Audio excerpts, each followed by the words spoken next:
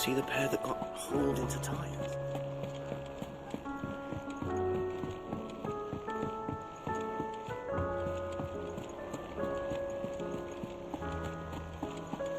Did you see that? Tell me you saw that.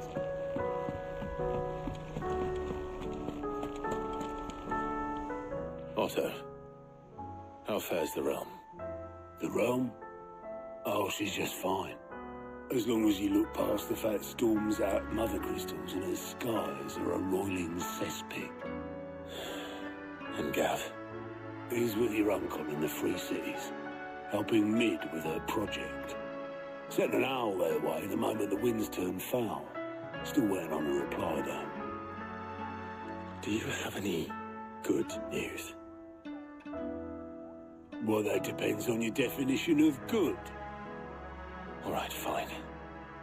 What do you suggest we do? Oh, no, I'm just a messenger. I leave the scheming to those more suited to the task. Could be that Lady Vivian and Old Tomes have their own thoughts on the current state of things. Could be that they don't. It certainly can't hurt to ask. I suppose not.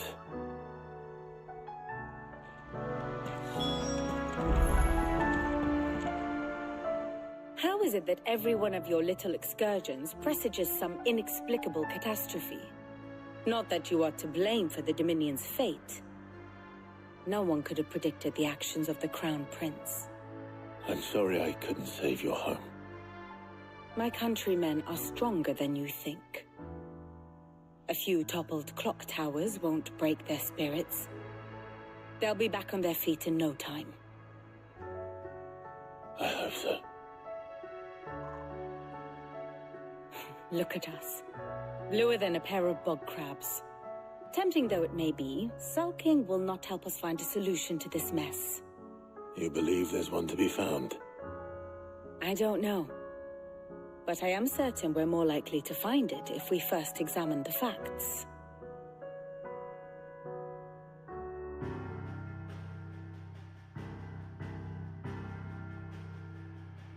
Beneath these darkened skies, fear and confusion reign over Valisthea. Oh, the lands around the fallen mother crystals had already begun to wilt for want of ether. But not like this. Crystals that filled wells and fueled furnaces, now nothing but pretty shards of rock. And those that hang from the people's necks cast nary a glimmer of light to keep the dark at bay. It is only a matter of time before the common folk convince themselves that the end of days is upon us. Yet I fear a swift end is more than we can hope for. While most of the world thirsts for ether, the remainder drowns in it, spawning Akashic in droves. And amidst the hordes of mindless beasts, with magics as like to fail as function, even the strongest nation would falter. Rosaria and the Iron Kingdom teeter on the brink of collapse, while the tragedy in Twinside has all but paralyzed the Holy Empire. Dalmekia fares little better. Rumor has it the ministers fled the capital after the fall of Drake's Fang, leaving their beloved republic to crumble. Waloed, meanwhile, moves in earnest.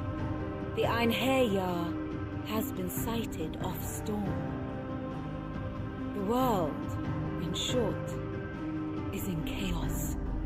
It would seem our civilization was nothing but a castle of sand, to be washed away at the whim of the waves.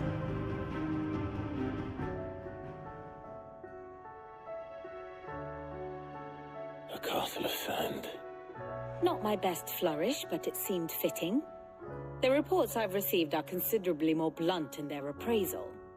Without the protection of their nations, it will fall to the people to defend themselves against those who would take what is theirs.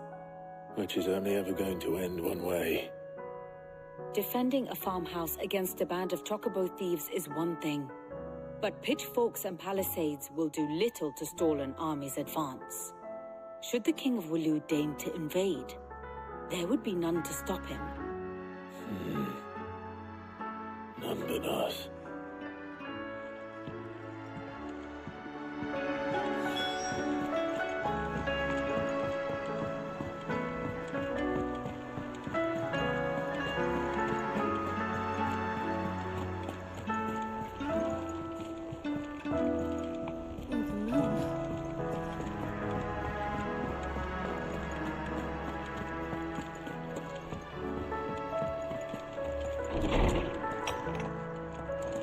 Is a storm coming, Sid? Let me guess. You're here about the skies. Is there anything you don't know, Lawsman?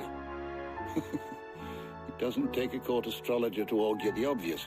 As for what has disturbed the heavens, that, I believe, is a question the Fallen might be better placed to answer than I. And on the 6th day did the gods tear the sun from the firmament, visiting darkness upon their prideful sons and daughters. But I dare say you remember your childhood lessons on the sins of Zemeckis only too well. You think they're connected? That Ultima was one of the gods responsible? Well, he has certainly exhibited powers that we mortals would associate with the divine. There is nothing divine about him. But he wouldn't be the first god of whom that could be said, now would he? Yet for all the fairy tales that tell of the sins, there is almost nothing in the way of actual historical accounts. Had I the Journal of Moss the Chronicler, I may have been able to tell you more, but alas, I fear all remaining copies have been lost to time. You will forgive me, I hope? Certainly not. Because there is nothing to forgive. Even without this journal, you've provided us ample wisdom. And we will always be grateful for it. Perhaps Otto will be more inclined to share his thoughts when he hears what the others had to say. Knowledge hoarded is knowledge lost.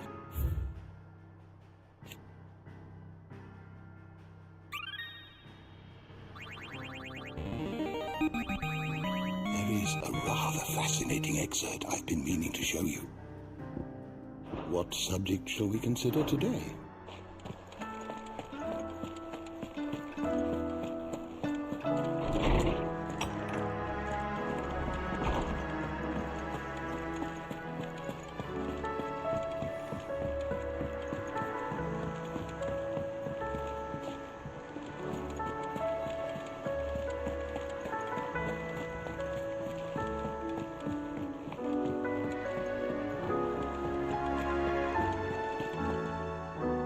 Clive, we have a problem. Only one. That would be a first. It would. Actually, there are 3. We had as many owls arrive while you were at the shelves. Martha's got a Akashic out her gates, and talk of monsters roaming the hills outside of Northreach has put the wind up Isabel and her lot. And don't forget Dalamil. Lubor says the village was raided by bandits. When it rains... It fucking pours. The Cursebreakers are spread thin, taking stock of the damage in the Dominion. And even if I could get word to all of them, I doubt they'd get here in time to make any real difference. Which means there's only 2 people who can. Jill and I. Let them know we're on our way.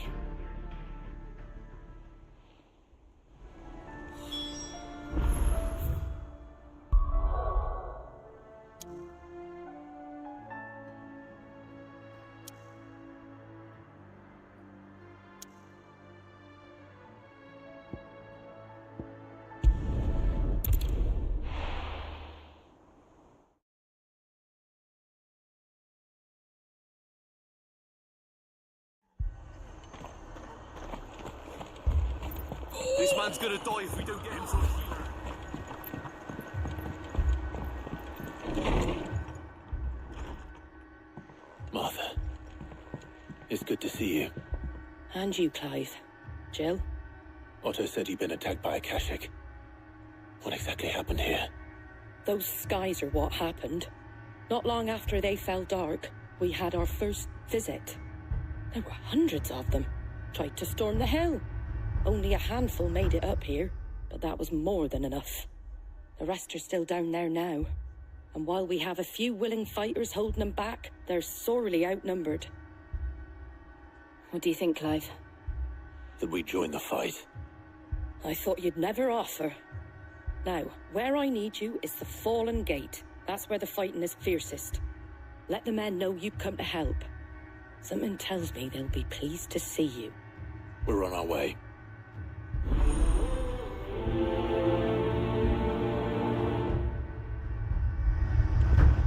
Do you think there are as many as Martha says? For this. More.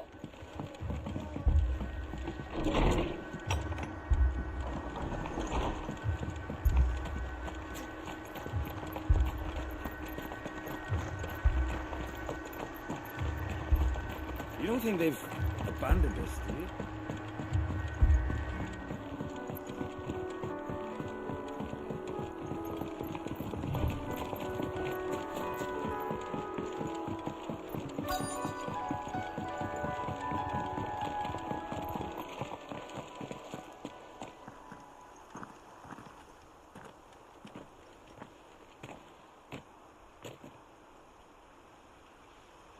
Clive, wounded. We deal with the Akashic first.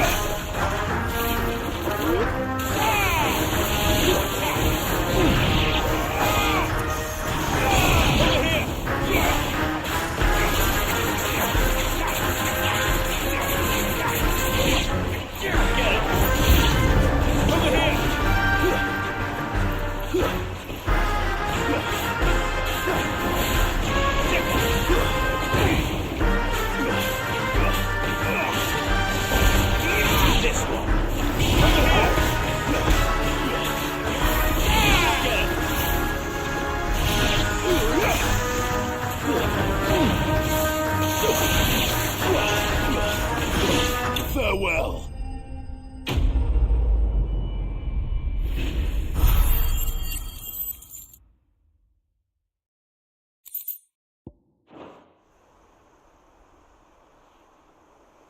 These men don't have the look of hired swords.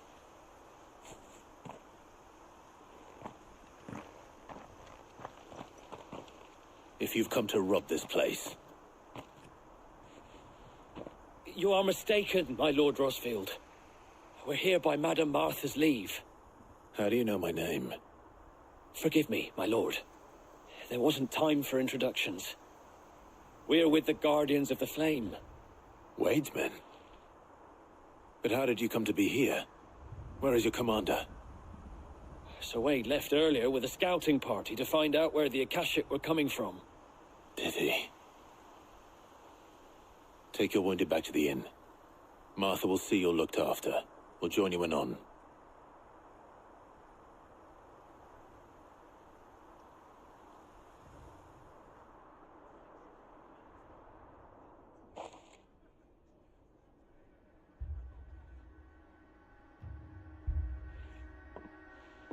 And to think you took them for thieves.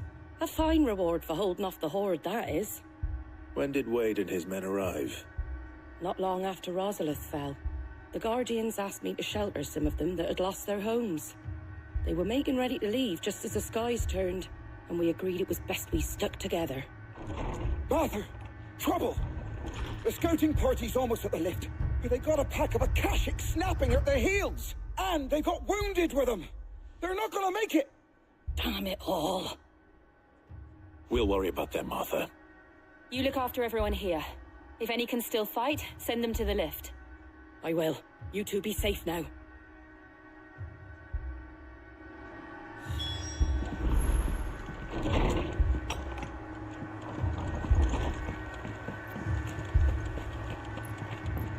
My brothers.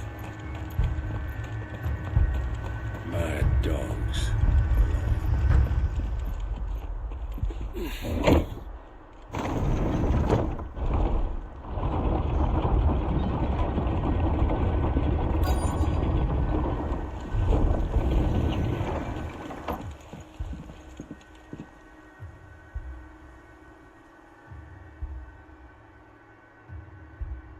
Squire, I need you to get those who can still walk up the lift to Martha's. But what about... I didn't ask, Oscar. Sir. Sir Wade. Lord Rosfield. If you aren't a sight for sore eyes. Martha seemed to think you might need some help. And by the looks of it... We thought we could sneak by them, but we didn't know there would be so many. How could we have? Behind you!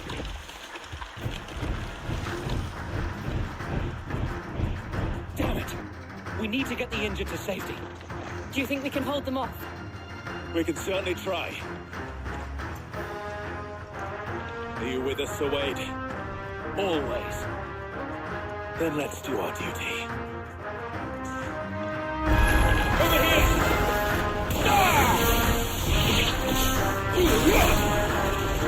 This one. Get him! Over here! Too slow. Over here! Get him!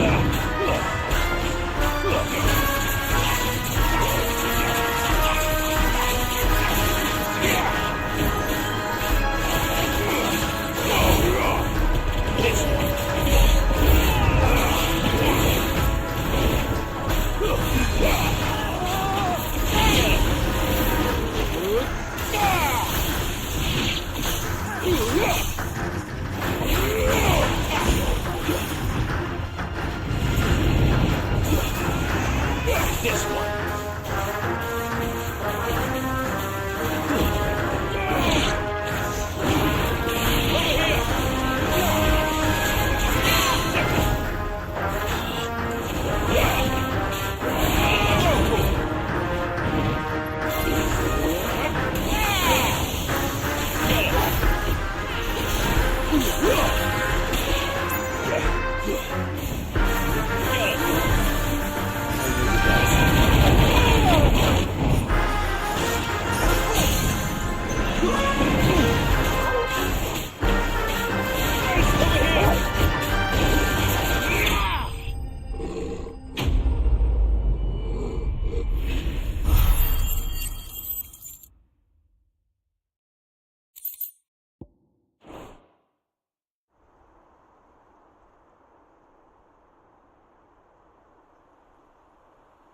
Is anyone hurt? I don't think so. And yet again, you've pulled me from the flames. It's just a pity I keep walking into them. You've never been one to shy away from danger, Sir Wade. Like any shield worthy of the name. I see you're all in one piece. Martha! Is something wrong? The lookout saw smoke coming from down Eastpool way. Too thick to be a hearth. A second horde. Feel like finishing the job. Always. Jill and I will make for Eastpool. You'll need to move the injured without us. Don't you worry about them. The moment my men are safe, I'll follow. Good luck.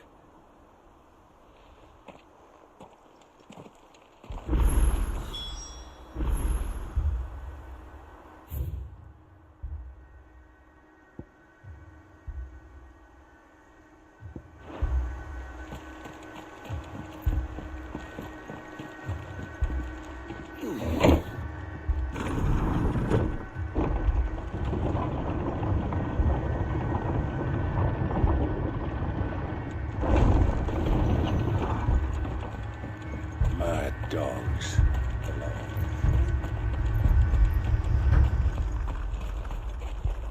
Anything catch your eye?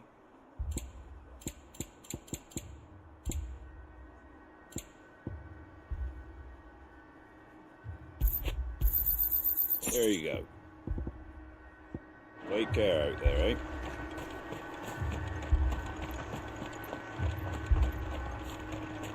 This man's gonna die if we don't get him to a healer.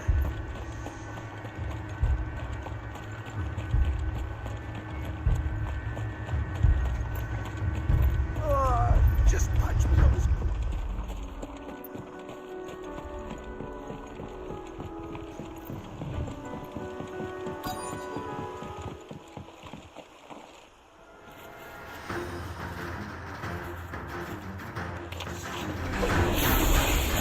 They're headed for the rest. We have to slow them down. Martha and the others won't be ready. Over here!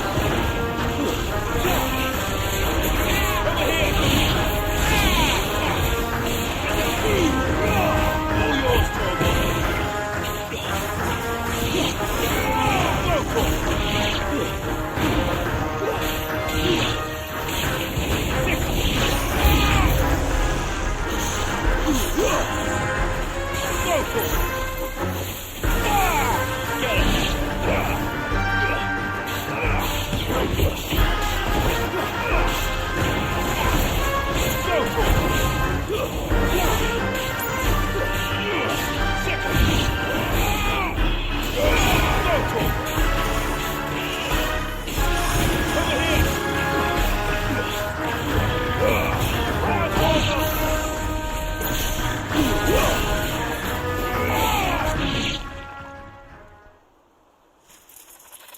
Something's coming. Apologies, my lord. Did I miss anything? Only the first round to wait. Shall we?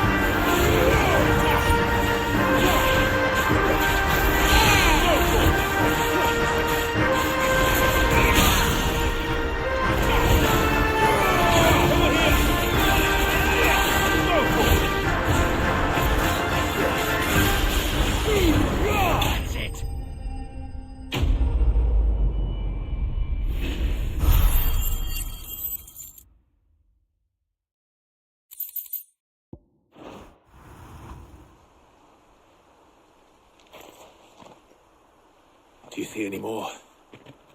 No. I think that was the last of them. But it won't be long before the next lot arrive. Then we make for Martha's while we can.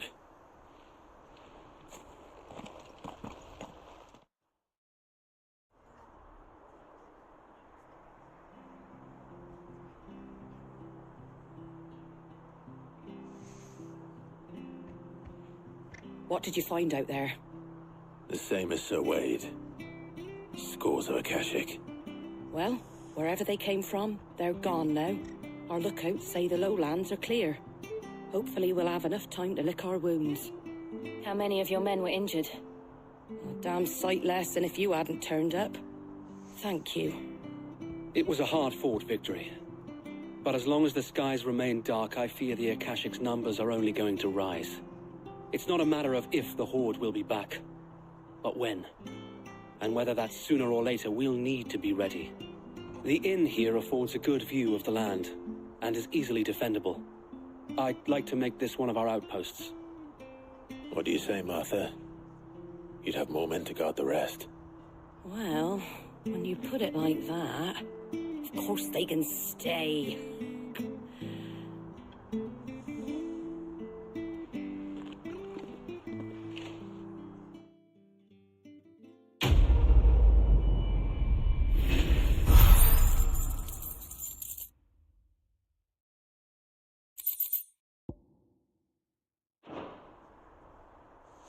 My lord, there's someone I'd like you to meet. Oscar, over here.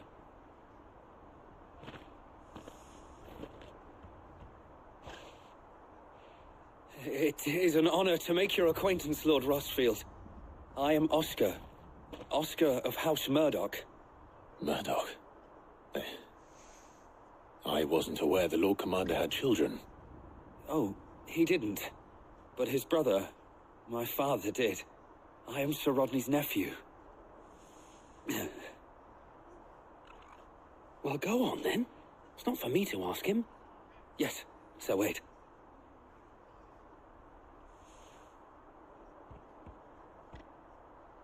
If it please you, my Lord Marquis, might you take me as your squire? I would learn the duties of a shield from the finest. I'm sorry to disappoint you, Oscar, but I'm a shield no longer. Nor was I ever the finest. And spending time in the company of an outlaw hardly seems a fitting education for one aspiring to take his oaths.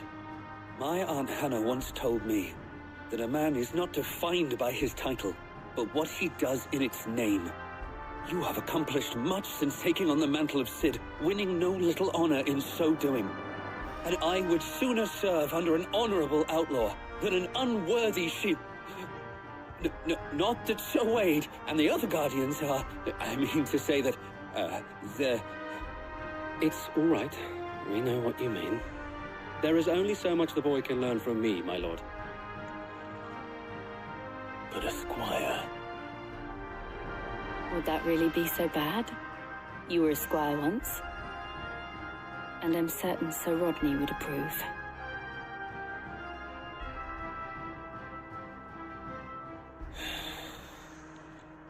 Know that I'll show you as much leniency as your uncle showed me.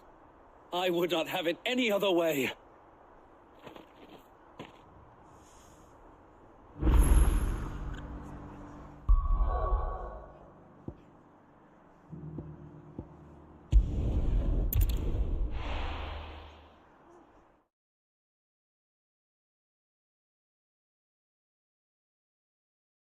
First we find Isabel. Heard a bloke saying he saw ghosts on the cross. I saw it with my own eyes. The whole of it.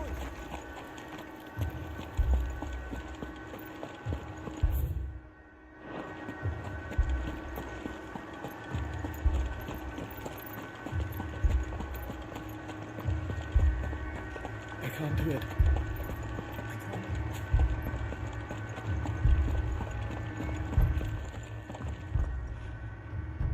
My lord.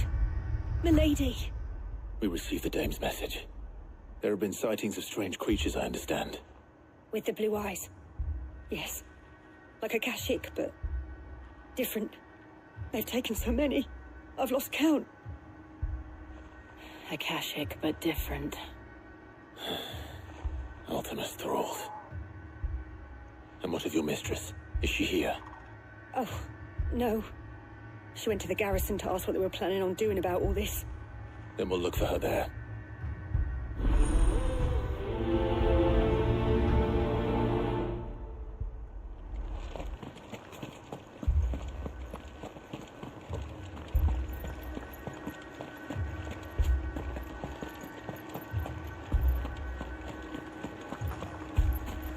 Four left for more on the captain's orders.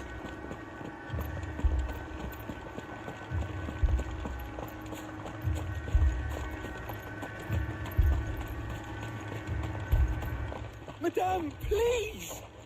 Half the garrison's been slaughtered by those things. We lost the captain this very morning. We've tried requesting reinforcements, but there's been no word from the capital or the Dominion in days! What more would you have us do? I would have you do your duty. Those at the Vale look to me for protection. And protect them I shall, because they are my charges and that is my duty. In case you have forgotten, the people of this town are your charges. But more than that, they are your people. Your sisters, your brothers, your lovers. So you have a choice. Lay down your sword and watch as they are slaughtered, or take it up and do what is right. She speaks the truth, you know. This here. It's all we have. It's all that's left. What we have left is our lives. Do you really want us to lose them as well? Not if we don't have to. Look, there's a cask under the captain's bunk. Let's talk about this over a drink, eh? I'm listening. I'll have a word with them.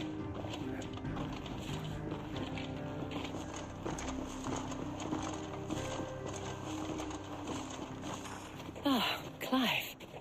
I didn't expect help to arrive so quickly.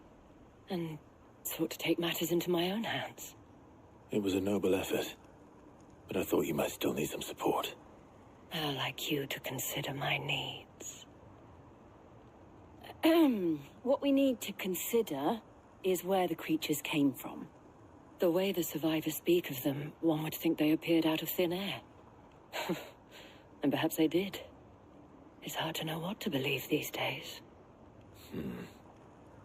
We'll talk to the survivors.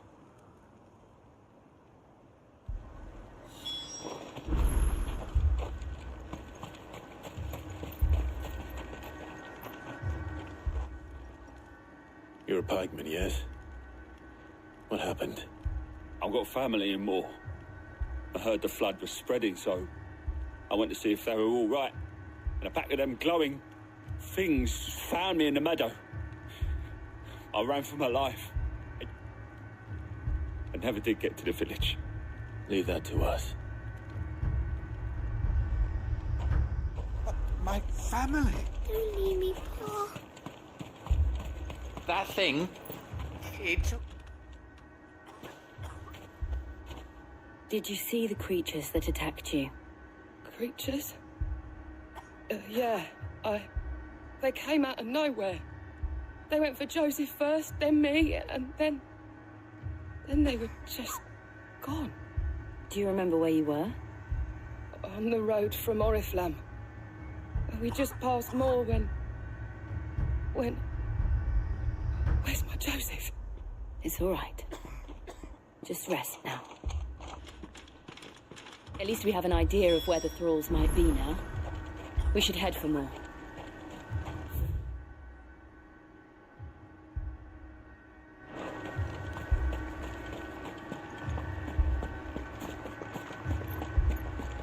The two soldiers were carrying another.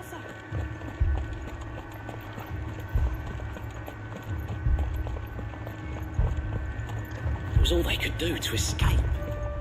They just left the bodies there in the flood. Good girl.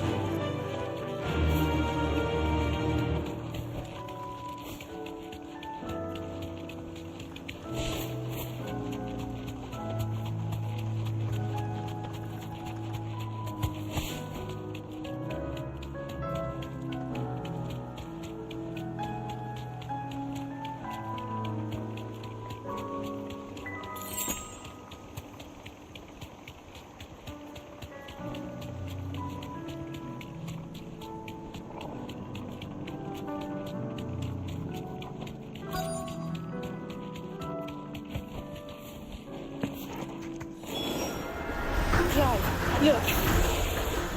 I see them. With me. Over here.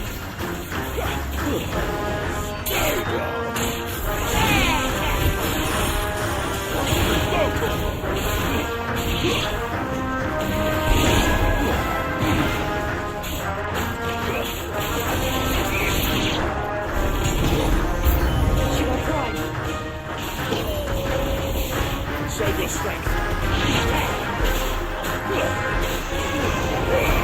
All yours, boys. Too slow. Let's try.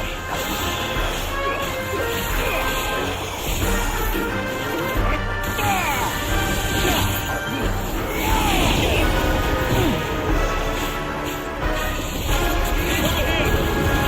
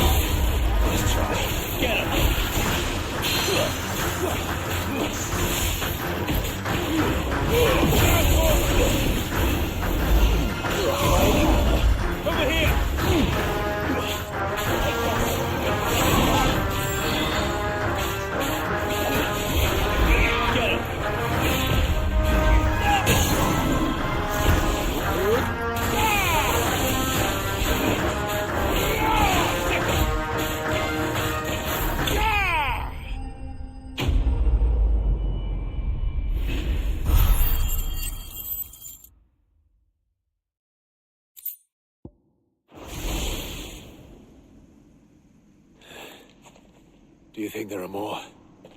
There are always more. But I'd say we've done what we can for the time being. Then we should let Isabel know.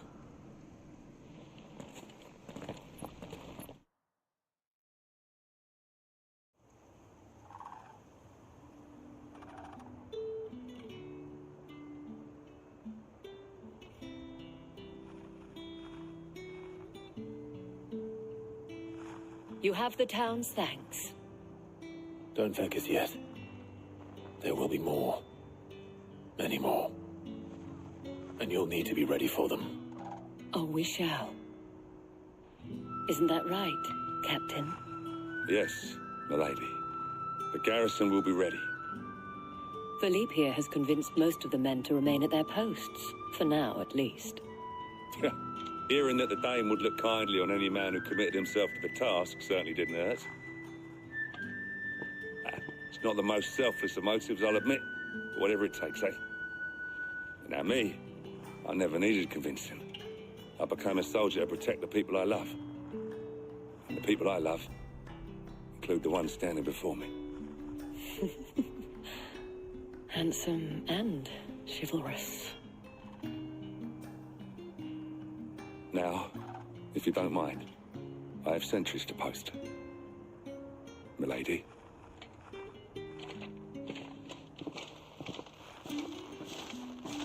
Lest you wonder, I'm not foolish enough to believe that this has solved all of my problems. But it has solved one, and that's one fewer than I had this morning. Thank you again, Clive.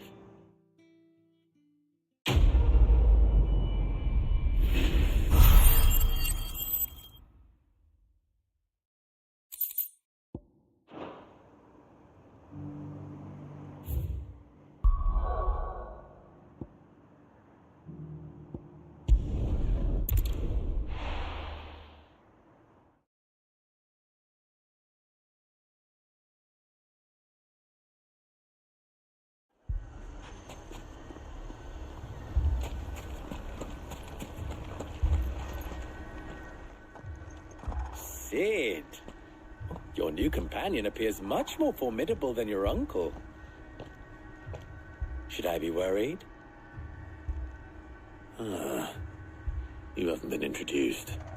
Jill, Clive has told me much about you. All lies, I'm sure. Your Stolas said that Dalimil has a bandit problem. Indeed.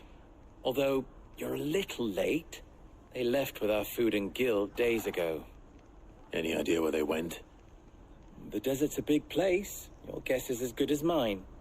But the fact is, I have more immediate concerns. What did you say to me? What did you say?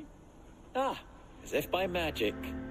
Let's just say we've yet to reach a consensus about how to solve Dalimil's little problem.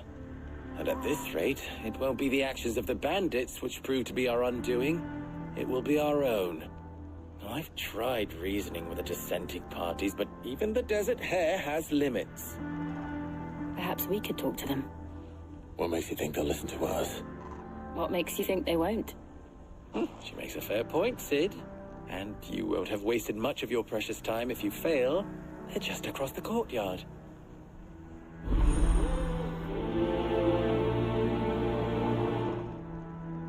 Suppose we just follow the shouting.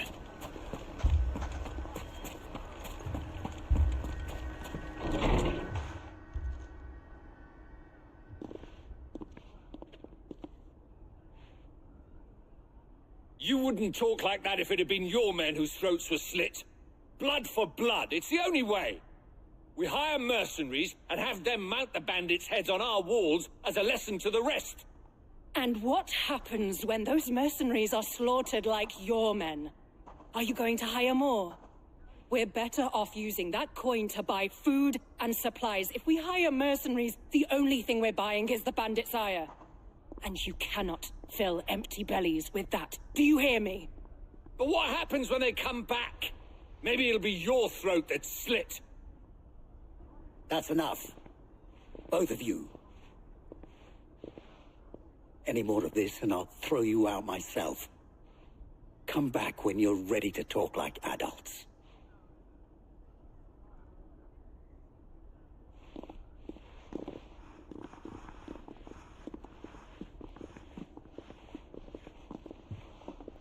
Victor.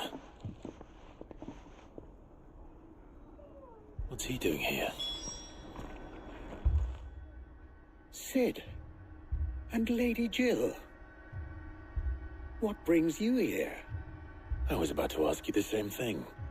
Costness is in chaos, and the markets have all but ceased to operate. The Briar's Kiss here in Dalimil is the only place I can reliably obtain supplies. I was here to do just that when Master Lubor told me of his troubles. He thought I might be able to talk some sense into these fools. But if you're here, I suppose his patience must be waning. Who are those people? Those were the thorns in Lubor's side. And the reason this place might be headed the same way as Costness. It's these accursed skies. The darkness is enough to drive a man to madness. Or an entire city, for that matter.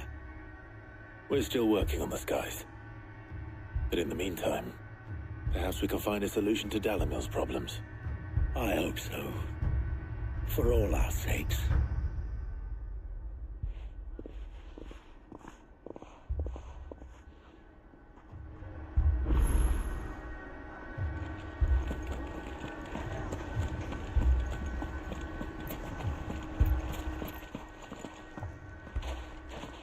So, you see my predicament?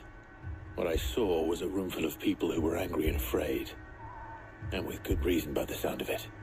But if left to smolder, that anger and fear could set the entire town alight. My thoughts exactly. What to do? Both sides wish to protect their homes and livelihoods, if only they could agree on how. But as long as they are divided, we are vulnerable. And if there's one thing bandits like, it's an easy target. What would Sid the Outlaw suggest? Well, if it were my namesake, he'd let them choose for themselves, and be on hand to pick up the pieces when it all went wrong. That sounds like a recipe for disaster. A recipe for disaster is precisely what it is. But perhaps that realization would be enough to make them question the ingredients. While it's plain neither Conrad nor Natalie will countenance the other's proposal, it may still be possible to make them doubt their own. Before presenting them with a third option. And that would be? To pool our resources and save the city ourselves. Why fight each other? When all that fear and anger can be directed at the bandits. It appears we have a plan of action.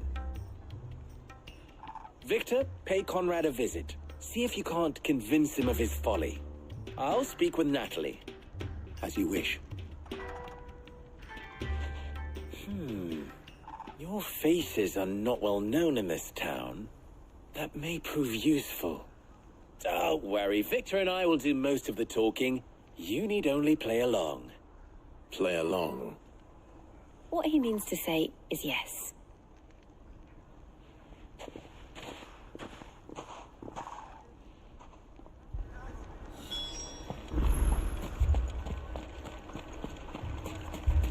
Picture it, Conrad.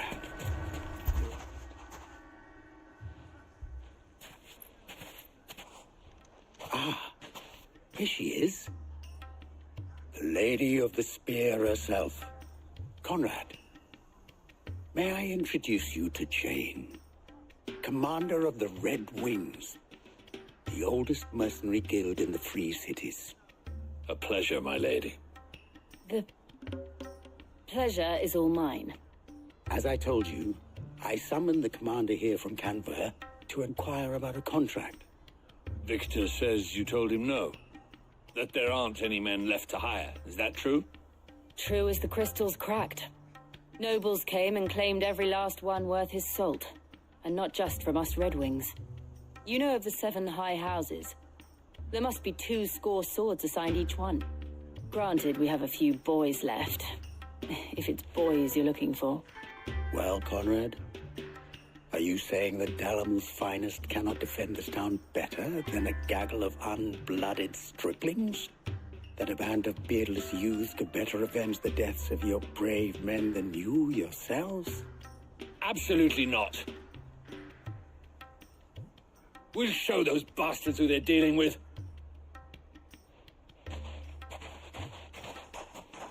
I can't believe that actually worked. Conrad's not what you called the brightest candle in the crypt. And there's a reason why I had you do the talking and not Sid. Well played, my lady.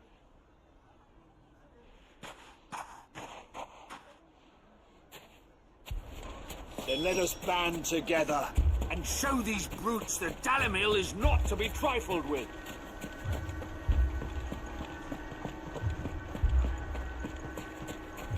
A shop. If I had my pickaxe, I would... I mean, it may still be possible to buy something. Ah, here he is now. Natalie, allow me to introduce Lord Underhill of Randalar's prestigious League of Merchants. Lord Underhill. At your service. Underhill? I was just telling the good lady of our conversation, my lord, and how you were lamenting the state of the capital's stores. Lubor says that not only are the granaries almost empty, but that war and the Blight mean this season's harvest won't be enough to fill them for winter. Indeed, certainly that is the case. The nobles in the capital are buying up the city's stocks of barley and wine, driving the prices higher than most commoners can afford. It is only a matter of time before the peasants revolt. It is worse than I thought. If what Lord Underhill says is true, I fear we have little hope of supplementing our stores, meager though they regrettably are. And while I applaud your endeavors to dissuade our more bellicose citizens from seeking vengeance, I sense Conrad is not wrong in his assessment of the bandits' likely return. Which means that now, more than ever, we will need to secure what little we still have. Food, weapons, herbs, everything. If our humble town is to endure not only this hardship, but those that are certain to follow, we must stand united. All right. If it will help to protect my home, I'll do it. But you needn't have gone through this charade.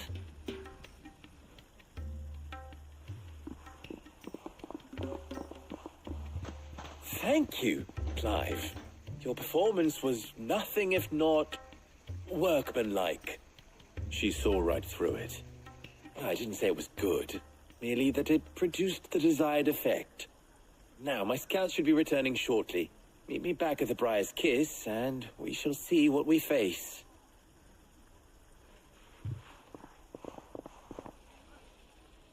I'm not convinced our roles in this ruse were entirely necessary. I don't know. Conrad seemed quite taken with you. Mummy, I'm scared. Oh, I'm ruined. Good news, Sid. Both Conrad and Natalie have somewhat gracefully accepted their new roles. With time, they may even learn to. Time no longer appears to be the luxury it was before lunch. I take it your scouts found the bandits. Technically, it would be the bandits who found my scouts. It appears they march for Dalimil as we speak. All of them. You're not serious. They don't just want food, they want the whole damn town.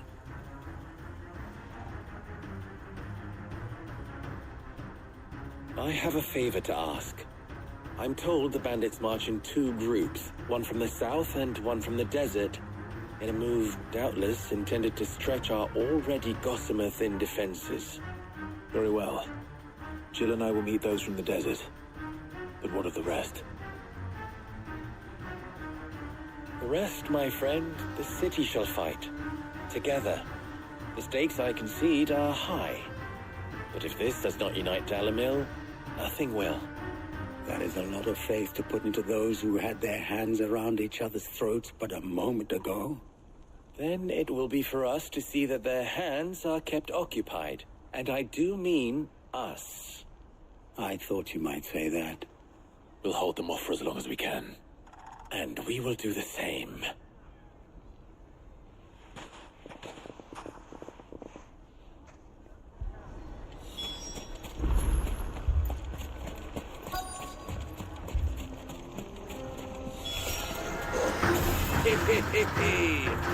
No women focus until welcome. I'll take that one. He's all yours. They mean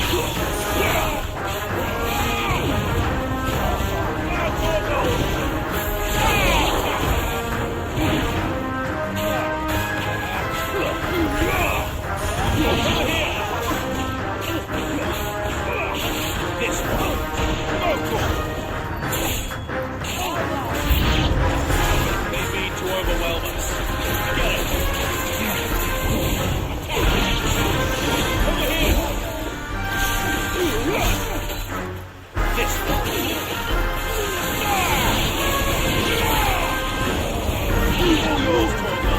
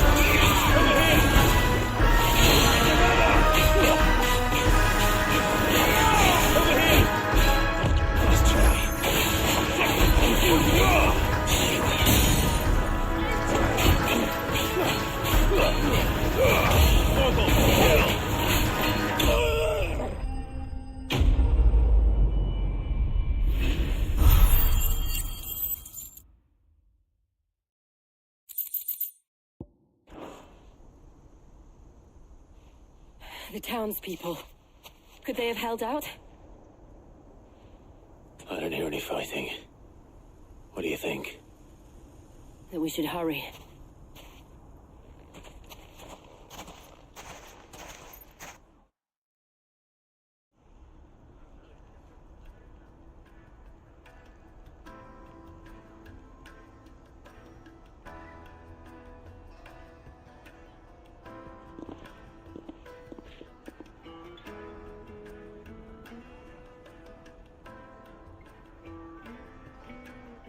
Natalie, I owe you an apology.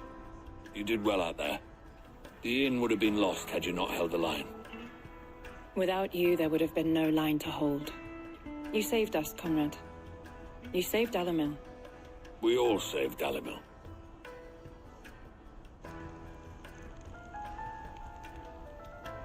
Conrad seems to have had a change of heart. I'd say they both have. I take it from your presence that our visitors from the desert won't be joining us either. Pity. The plan worked, Sid. Granted, it only took an army of bloodthirsty bandits at our gate. Calm now, Victor. Why quibble over the details? We are united, and that is all that matters. As for you, Sid, you fight considerably better than you act. I'll take that as a compliment.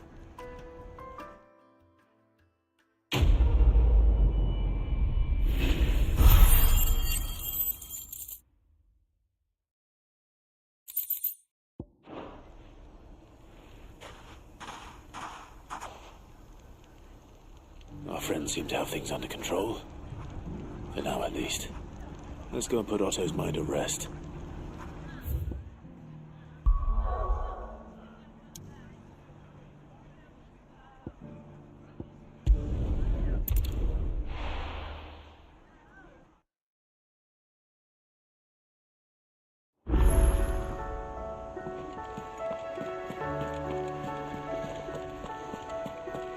see that? Tell me you saw that.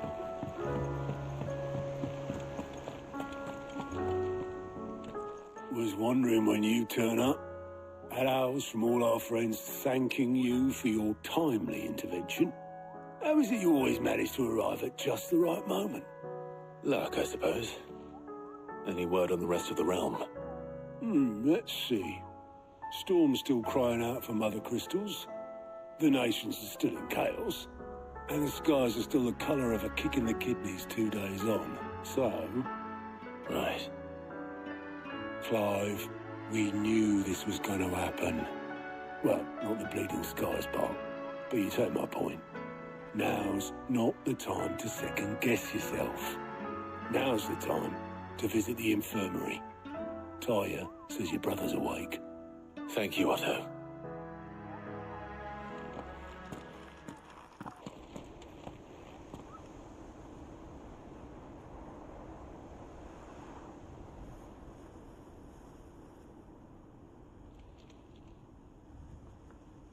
So it was not Sylvester, but Olivier who served as Ultima's puppet.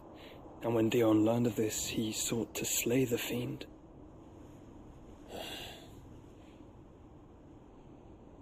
Only for his father to take the spear that would have freed him. Enough to drive a man to madness. Small wonder he hasn't stirred. I would be afraid to wake.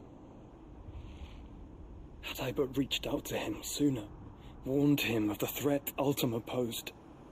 But now, both an empire and her prince lie broken. Joshua, what do you know of Ultima?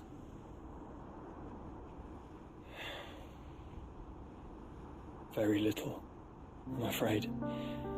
Despite my best efforts. 18 years ago, as I lay buried beneath the rubble of Phoenix Gate, 'twas not death who came for me, but another. And it was while in my rescuer's care, I first heard of Ultima. I've been chasing his shadow ever since. Ultima is driven by some deep, dark purpose, and for whatever reason, it would seem you are crucial to his designs. He will stop at nothing to have you. Even if that means toppling an empire. But why me? What possible use could I be to such a creature? That is one of many answers that have eluded me. Yet, I am certain of this. It is not mere chance. You were chosen for a reason. All dominants carry within them the might of an icon. Nigh limitless power that is at once acutely limited. I wield fire, and only fire. And I only ice. 8 wardens for 8 elements. But you, Clive. You are different. You're special. Your abilities begin with the flames of Ifrit. But they do not end there. The fact Ifrit can even exist goes against everything we thought we knew of dominance.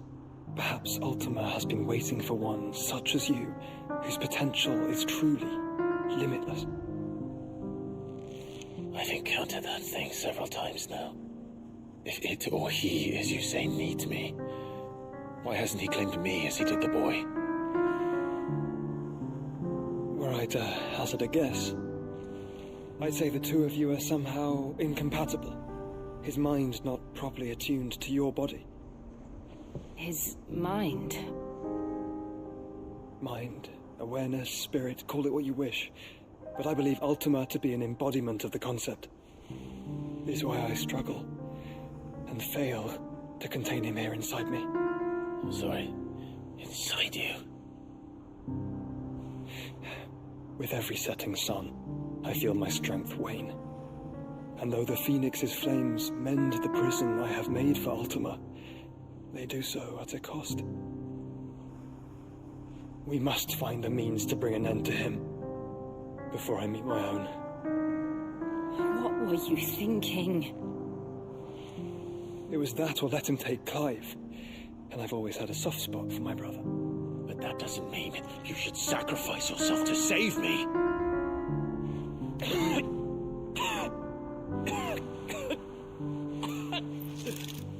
Joshua. Clive, it's Gav.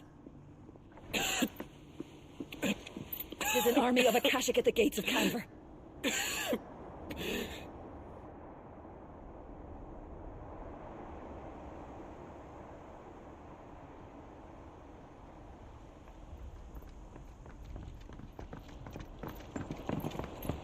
Well, what's the short of it? I thought Tyre told you. The capital of the Free Cities is under siege by an army of monstrosities. The City Guard are doing their best to stem the tide, but numbers ain't on their side. What of Lord Byron and Mid? Were they able to escape? No, but they're all right for now. They're hiding with Gav at midship. We have to get them out of there. And we shall. Otto, prepare a Stolas. Tell Gav to stay exactly where he is. Understood. Vivian, what's the swiftest route to the Free Cities? That sounds like a question for the map. Look here. This road, through Tabor, should provide the least trouble. Good. What a coincidence. Tabor is exactly where I'm bound. Joshua, bed is where you should be bound. You don't think I told him the exact same thing? Were Tyre not such a talented healer, I would surely have been inclined to agree. But, thanks to her ministrations, I feel I may safely rejoin my attendant, who is to wait for me in Tabor if we became separated. All right, we travel together. Clive. If he stays close to me, he'll be fine. Thank you, brother. I'll look after him.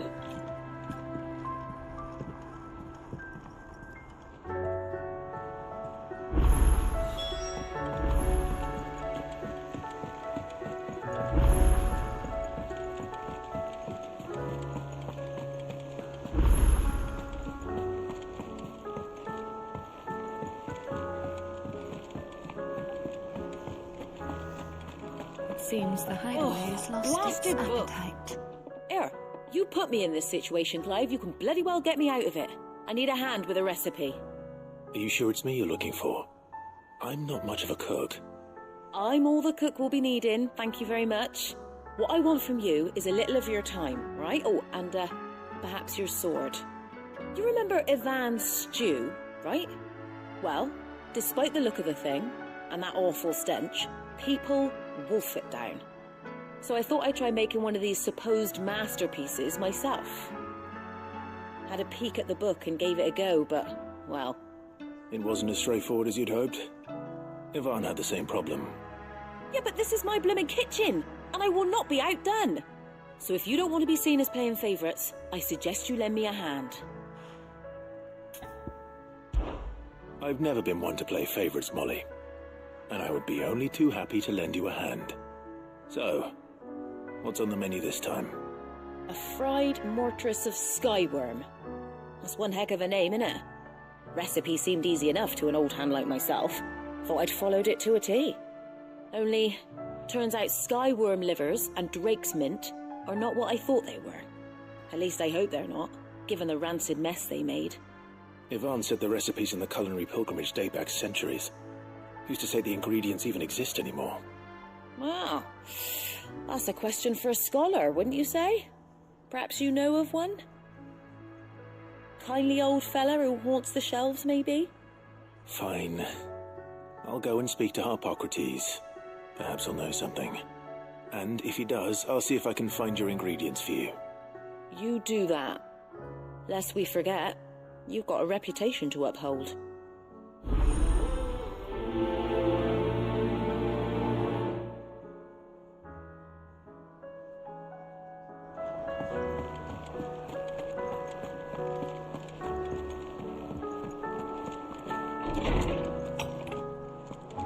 Is a storm coming, Sid?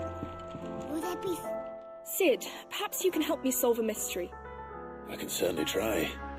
Who's gone missing this time? It's not who, but what. Mid's scales, the ones she made for her workshop. I borrowed them to teach the little ones about weight, and shortly after the lesson, well, they vanished. My first thought was that they'd taken them off somewhere to play, but when I asked, they swore they had nothing to do with their having disappeared. Which almost certainly means they had everything to do with it. Perhaps a visit from Sid will jog their memories. I think it just might. Thank you.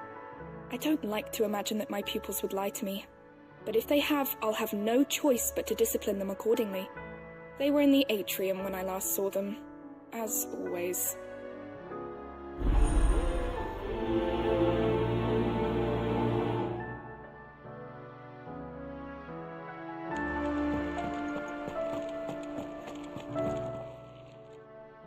Lawsman Harpocrates.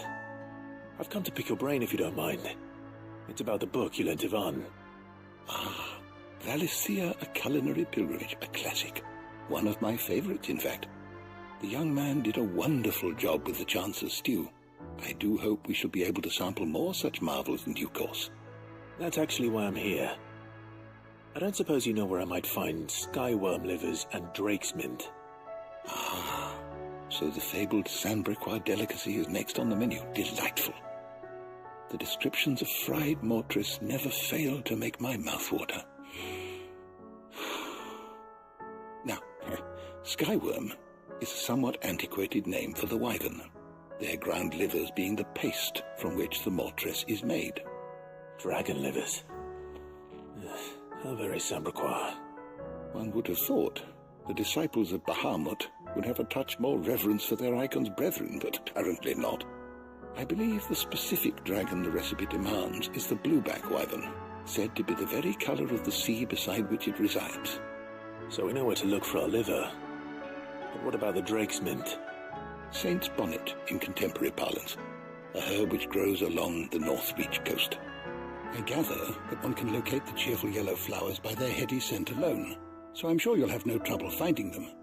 I may add that people once believed game was best served with the flora that sustained it in life, in which regard fried mortress of skyworm is undoubtedly a typical dish of the time. Meaning that if I find one, I find the other. To Northreach, then. Best of luck, Clive. And do save me a bite once the dish is complete.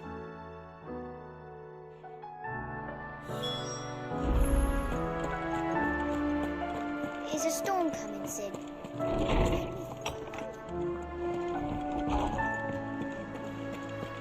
It seems the hideaway is lost.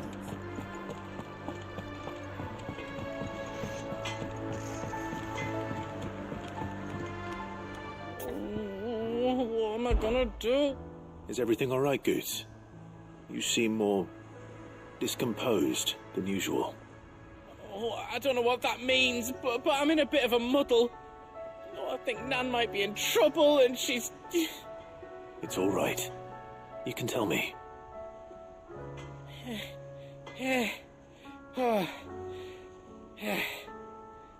There was a trader came by.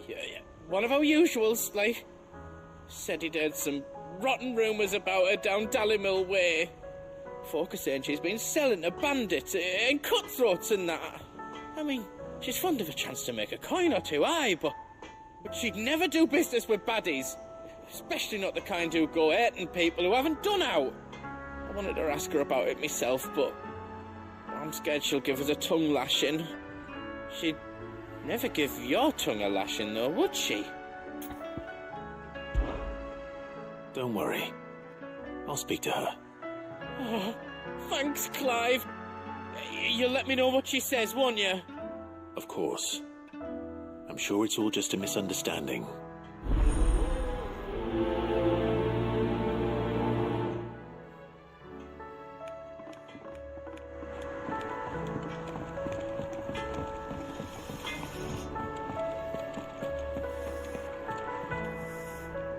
Lady Karen.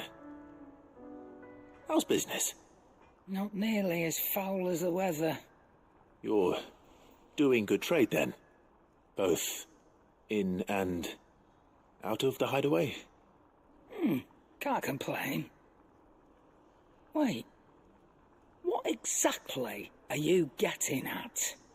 Not once in 5 long years do you pay my affairs half a care, but here you are today, raking me over the coals like a bloody popoto? Just asking. Out of interest. All right. I'm here because I was told that certain rumors have been circulating. About you selling weapons to brigands. Oh, are you? And who was it who knows me so well as to tell tales of my evil exploits? I didn't exactly hear firsthand. All I know is that someone in Dalimil has been spreading word to that effect. And what? You believe it? You think I'm profiting off the blood of innocents, do you? Look, I've done things I'm not proud of. Might be there were a time when I turned a blind eye to the wretchedness of the world so I could line my pocket. But that woman is no more. And you'd know that if you'd ever paid the slightest bit of notice. You're right, Lady Karen. I apologize. It was wrong of me to doubt you. No, it was. No. I reckon you've got better things to do than pointing your do-gooding finger at a poor old woman. Of course. Good day.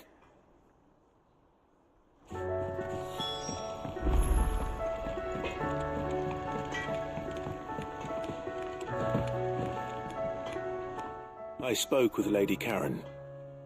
What did she say? That the rumors were unfounded, and that I was a fool for thinking they might hold any truth, along with some other things that made her feelings clear. And while it sounds like she may have done things she regretted in her past, she says those days are behind her. Oh, well, that's good. I knew Nan wasn't caught up in out bad. But why would people say she was? What did she ever do to them? It's not right. No, it's not. But people do things for all sorts of reasons. Perhaps we'll never know. Well, I'm going to find out. That trader, he said they were all talking about her in Dalimil. So that's where I'm going. I'll find someone who'll tell me, you'll see. Are you sure that's wise? Whoever's spreading these rumors means Karen ill. Oh, right. But that's why you'll be coming with me, isn't it, Clive? I suppose it is.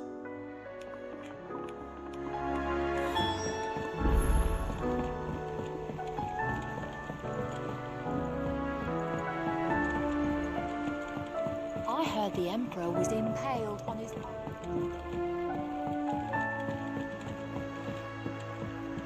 We're all gonna die! You hear me? The Akashic are coming! What do you reckon we should do? I say we should just tell Miss Shirley. You'll get us all straight.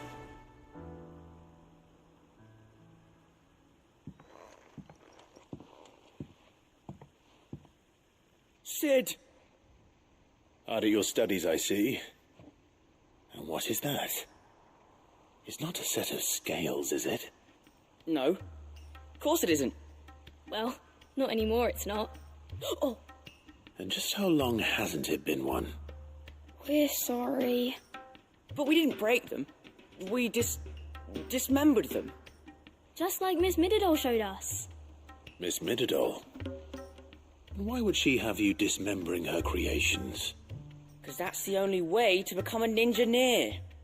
Miss Mididol said, the best way to see how something works is to take it apart and put it back together again. Well then, your work is already half done. Carry on. About that. The taking apart was easy enough, but it's the putting back we can't work out. Speak for yourself. The heavy thing goes at the bottom. Then Then...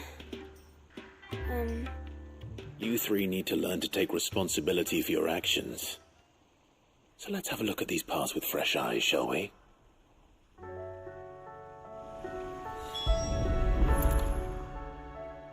All right. Everything here was once part of Miss Midadol's scales. Every piece has its own role to play, and each is just as important as the others. If even one of them is missing, the scales won't work. So let's think about what those roles might be. You already know one of the pieces. The body. Its role is to support everything else. But what of the others?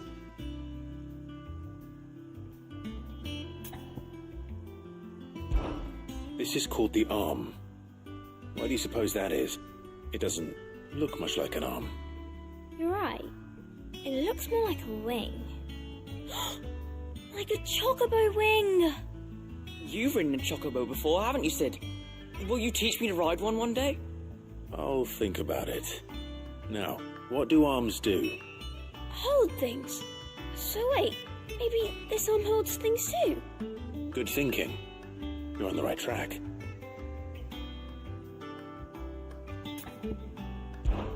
These round parts are called the pans. You all know what a pan is, don't you? I do. Molly uses them in the kitchens to fry bangers. But these aren't for frying bangers, you idiot. They're for weighing stuff. But what if I wanted to weigh goods? I don't think you'd fit on that little thing. Probably not. What are the chains for? Holding the pans up? Well spotted. Which means something must hold the chains up in turn.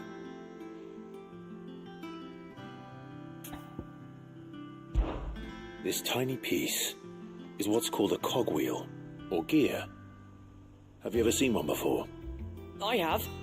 Miss Midadol's dungeon is full of them. Most are on the floor. She puts them in all her inventions. They spin round and round and round and round and... That's right. They're very useful when you want to make things move. Do you remember if there was anything on the scales that moved? I remember the arm moved when I tried weighing an apple. And then somebody ate it. It's not my fault. You shouldn't have tried weighing it before lunch.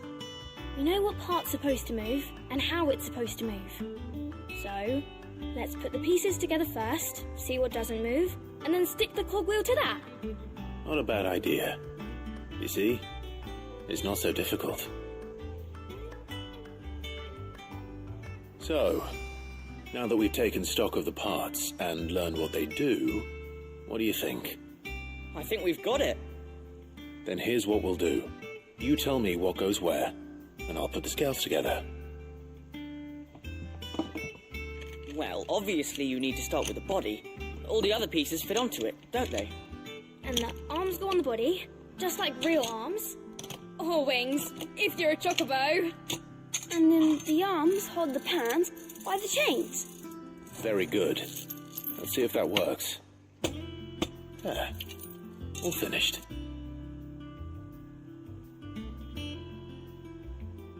Yes! We did it! Well, with Sid's help. Oh, I just put the pieces together. It was you three engineers who showed me how. That's right. We're Miss Midadol's hares. Her hares? Yeah, hares for the future. She's showing us her secrets now, so we can help out the hideaway when we're older. What do you think, Sid? Are we almost ready? With a little more help from Miss Midadol and Miss Shirley, I'd say it won't be long at all. You hear that? It won't be long. Until then, though, do try to be honest with Miss Shirley.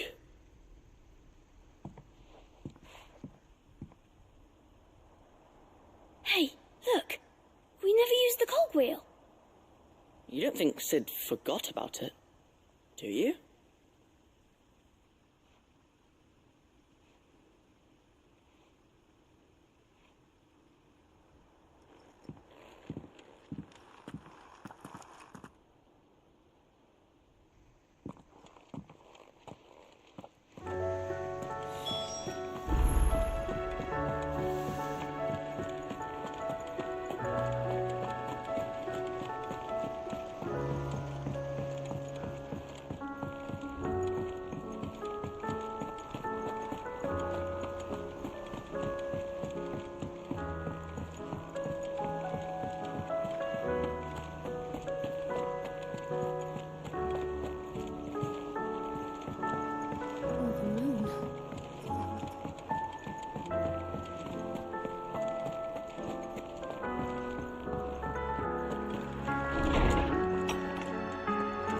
Is a storm coming, Sid? Will there be... Well, did you solve the mystery? It was as you thought. The children had the scales, or the parts of them at least. They dismantled them to see how they worked. Oh, no, Mid will have my head. Thankfully she won't. This might even have been her idea. Although I was the one who ended up teaching the lesson. I'm so sorry, Sid. I know how busy you are. I shall see that the children are properly punished. Please, there's no need. Mid seems to have taken the 3 of them under her wing. She's even calling them her heirs. She'd have them follow in her footsteps. And her father's. I see. Sid, do you know why Mid has been spending so much time at the hideaway of late? She told me it was because her studies have been interrupted by events in Canva. Is that not true? No, it isn't. The university offered her a commission. In exchange for full tuition, room and board, they asked her to oversee the design of several new war engines. To anyone else it would be an opportunity, but to Mid, who lost both her parents to war, it was a bitter pill. One she was none too keen to swallow. But that should come as no surprise. She's only ever cared about bringing people hope. The very last thing war can be said to do. Which explains her heirs. She's working to give them a better life. And so should I. What's the odd engineering lesson? Oh, you've given them far more than that. And I'm sure they're very grateful.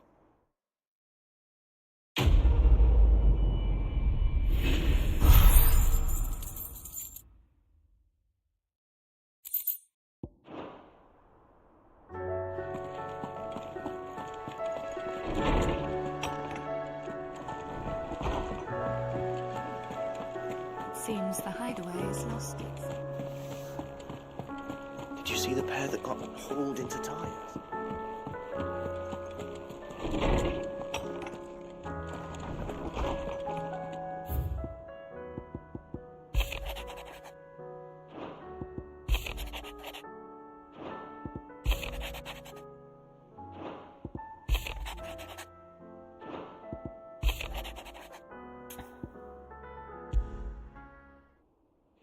Rutherford. Wasn't that the name of my uncle's manservant? Why would he be at Martha's Rest?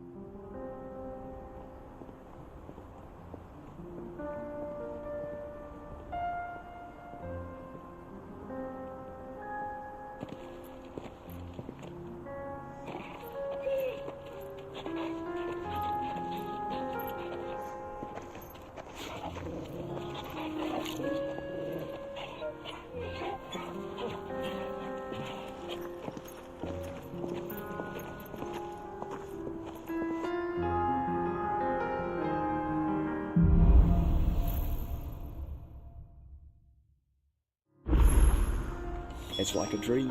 The 4 of us out walking like we used to. Enjoying this, are you? Gav and the others could be in danger as we speak. You're right. I'm sorry. Yote is a fine scout. If Canva was attacked, she will already have begun gathering information. Tabor isn't far. We should pick up the pace.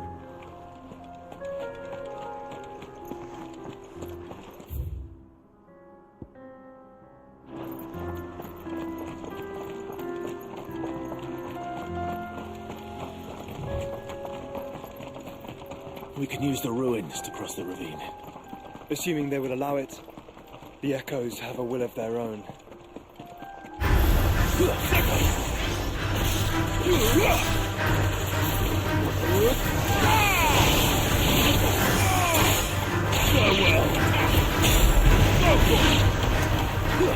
This one.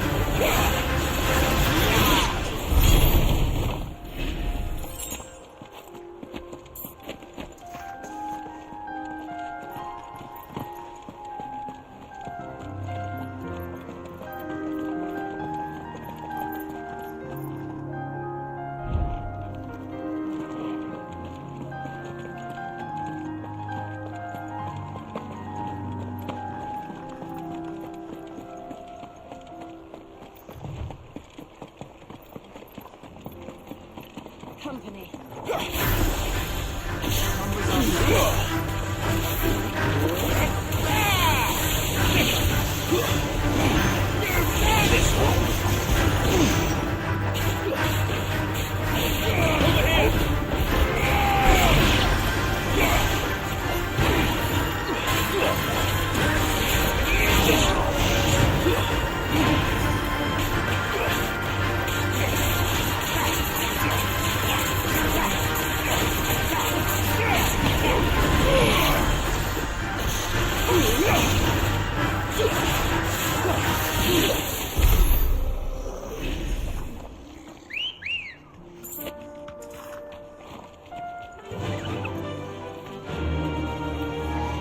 Run like the wind. Tell us about Yote, Joshua. She's strong-willed, loyal, and deadly with a blade. Much like Clive, but with better manners.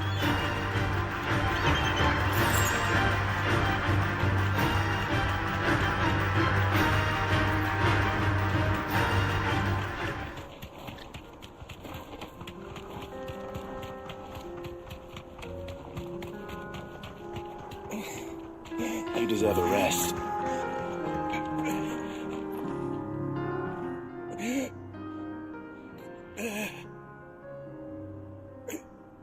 You're injured. What happened here? Where are your comrades? Ether flood. Up ahead. It swallowed our camp while we slept.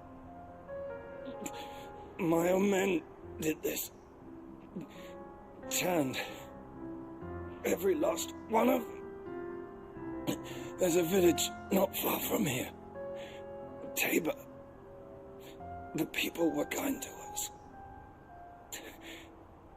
It's only a matter of time before they won't stand a chance. We can't let those monsters reach the...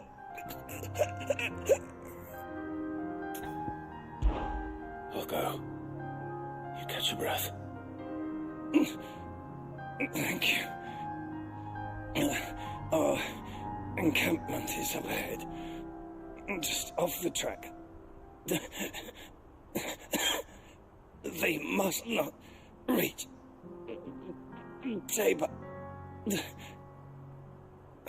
Forgive me, Lord Cougar. Rest well, soldier.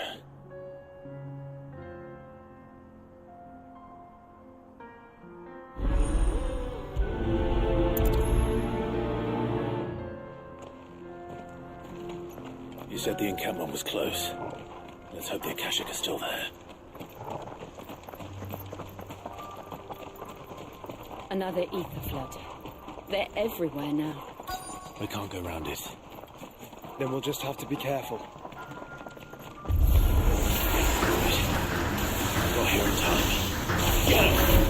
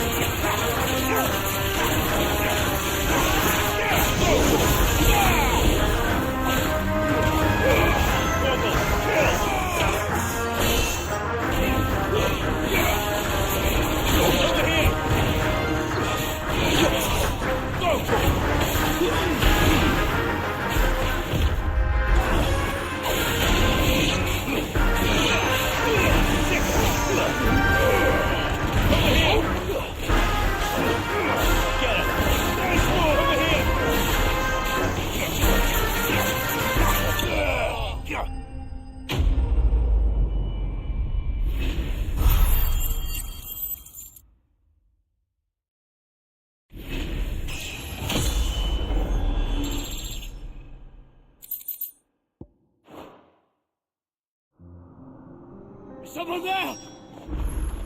Please, I can't move my leg. That doesn't sound like an Akashic.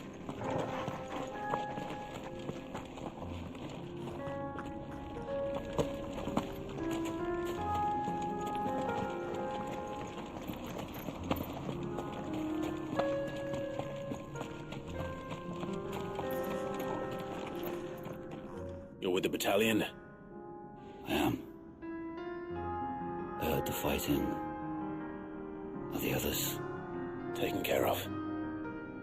One of your brothers-in-arms told me what happened and asked for help. Another survivor? Where is he? Tell me. His wounds were too deep.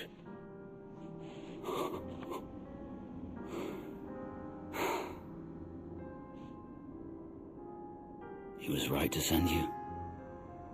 Those things you slew are no longer my brothers. Tabor is safe thanks to you. Here, you've earned it.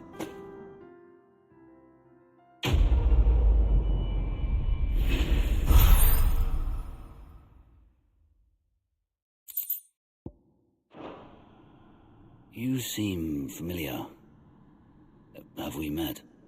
You must have me confused with someone else. Wait. That scar. Son of a whore. You're Sid. I was there, in Kosnis, when you killed my brothers. I was there in Rosalith, when you killed my commander. My war with Hugo Kupka is over. I bear no ill will toward those who followed him. And what of my ill will? Coward! Draw your steel. Lord Kupka shall be avenged! Fine. If you insist. For Titan!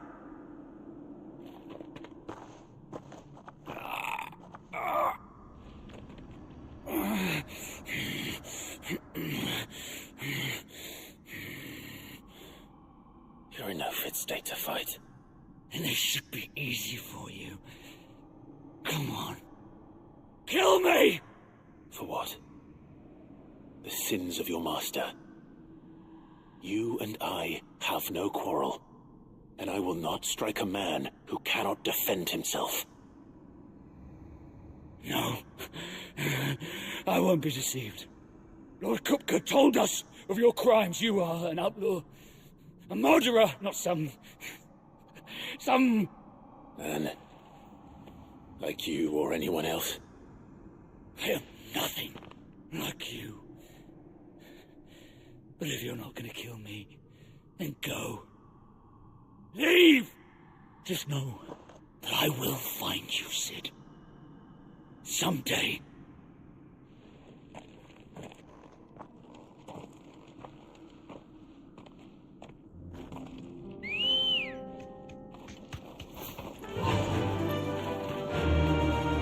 Fly, Ambrosia.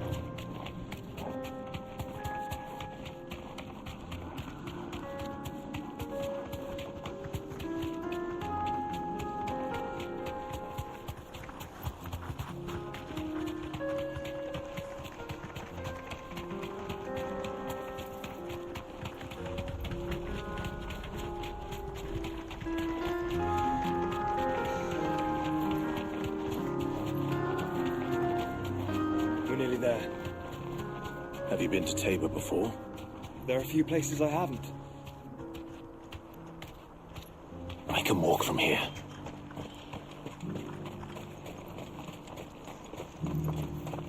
Where now, Joshua?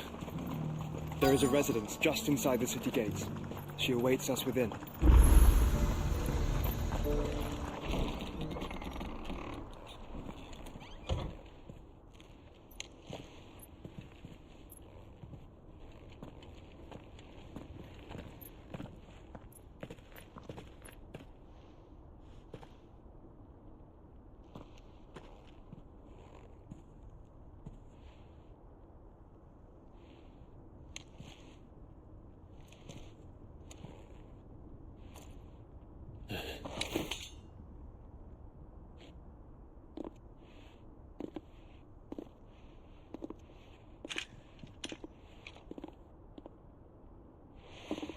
My Lord Marquis, it is an honor.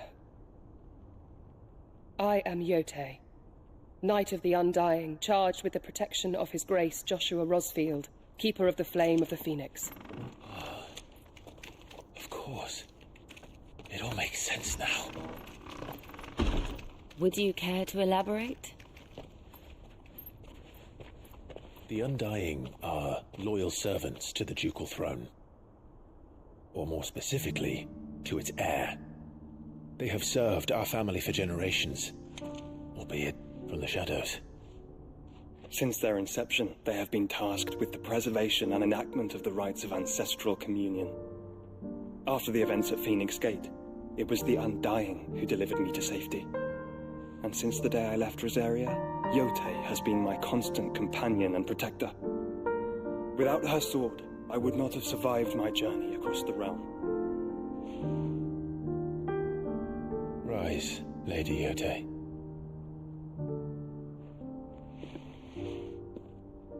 You saved my brother. I owe you a debt I can never repay. I but did my duty. Come now. Tell us what you've discovered.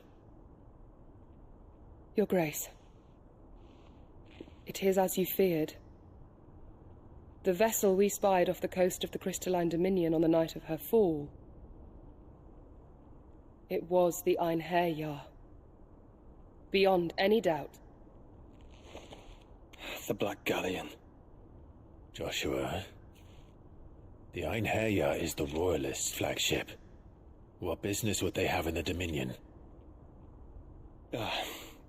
Upon learning of Waloed's involvement in recent events at Drake's Fang, I sensed the malign influence of Ultima, and bid Yote and the Undying look into the matter.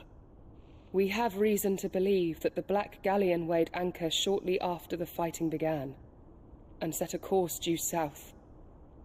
For Canva. Then it is Waloed Knights who besiege the cities. What is left of them, yes. And the Black Galleon sails up at one man's behest. Barnabas Tharm.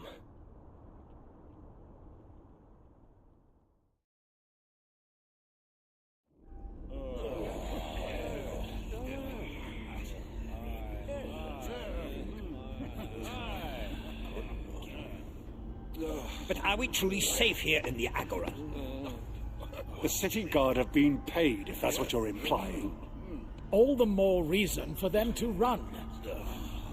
Well, you are free to leave, Lord Minister. Markets abandoned, warehouses aflame, blackened hulls choking every port in the capital. Canva is ruined. The realm teeters on the brink of chaos, and all you can think about is commerce. Forgive us. We were not aware Dalmekia now subsisted on charity. How dare you?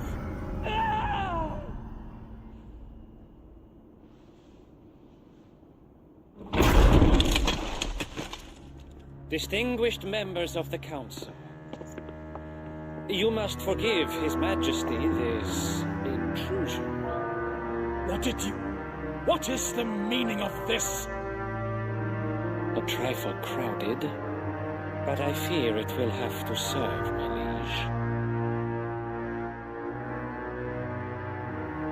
liege. Very well. My colleagues, do you not see? The king, he has come to save us from the Akashic.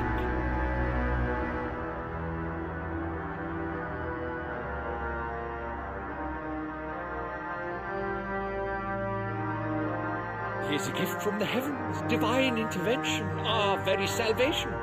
And of course, if it is compensation he requires, we would be most willing to negotiate a fair price for services rendered. Fools. Your ignorance unbecomes you.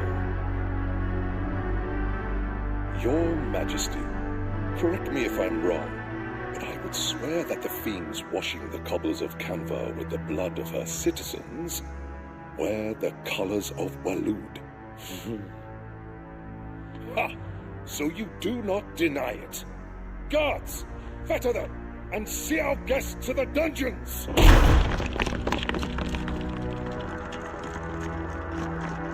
Enough.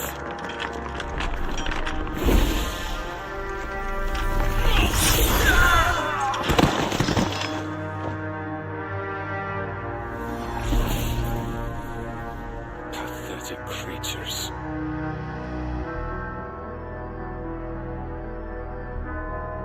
That you should imagine yourselves worthy of salvation.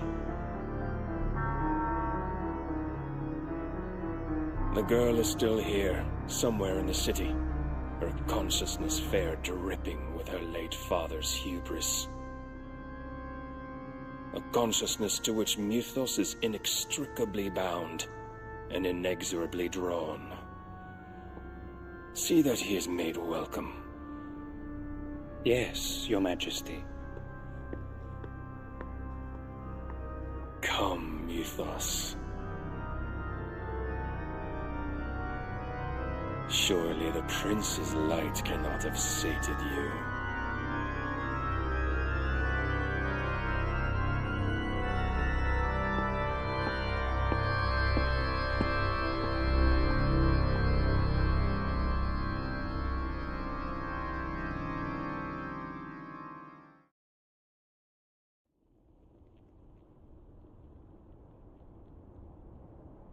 So then, how long has Waloed been under Ultima's control?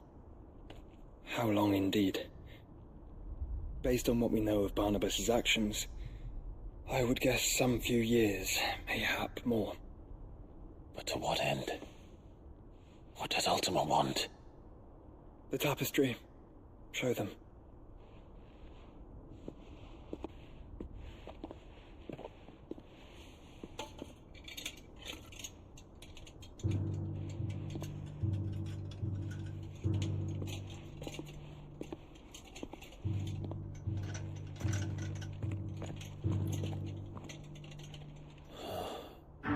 By the flames.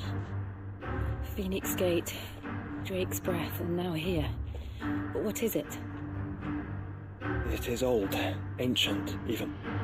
Naught remains of the faith it represents, save what can be gleaned from the image itself. None could tell me what the one in the apothecary meant, even the Undying. But I believe it may be the key to discerning Ultima's purpose. That figure in the center, the one beneath whom the icons congregate, that I believe to be Ultima. He is a god, or at least godlike, his very existence beyond our ken. The icons, and by extension their dominants, are meant to be his subjects, and while some, like Barnabas, have accepted this role, others have rejected it, like you, Clive, which is rather inconvenient, as it appears he needs you most of all. And gods don't like to be disobeyed. No, I don't suppose they do. Clive, may I tell Yote of the lake? By all means. Yote, I will be accompanying my brother to the Free Cities. Whilst we are afield, I would have you watch over those Clive has made his wards.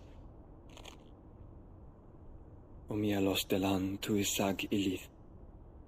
Though well concealed, the hideaway lacks trained fighters to defend its occupants should they be discovered.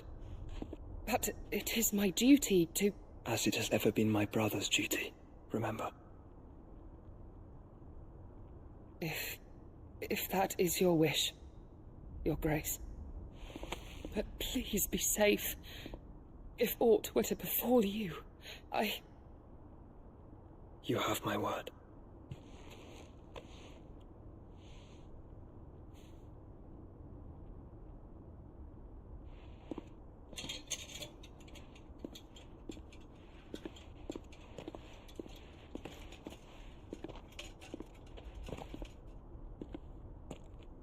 Farewell, my lord, my lady.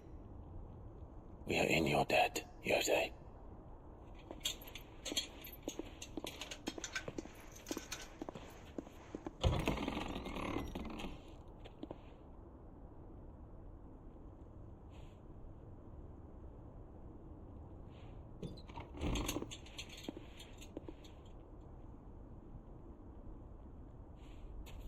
Let's find our friends.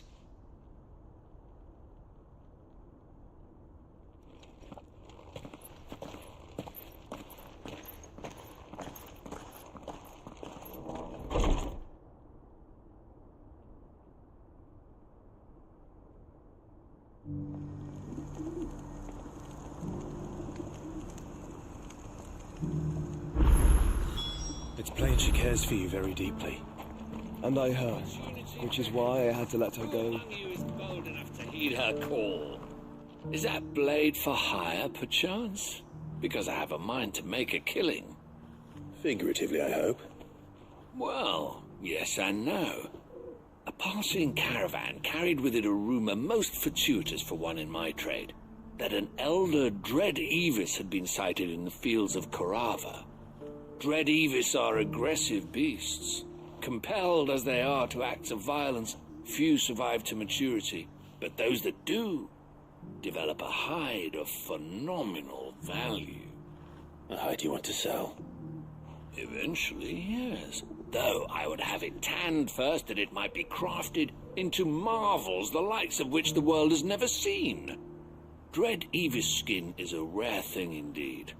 But the worked hide of a well-aged beast, now that would fetch such coin that Gilbert himself might weep with envy. Bring me that beast's skin, and I will share with you the bounty of our combined labors. All right. I'll hunt your Evis. Of course you will. When one lives in such troubled times, it is a fool who lets opportunity slip his grasp. Leave Tabor through the east gate, but take the path that branches west. Once you reach the checkpoint at Tovany, you are a mere stone's throw from the fields of Korava. I eagerly await your safe, and above all, triumphant return.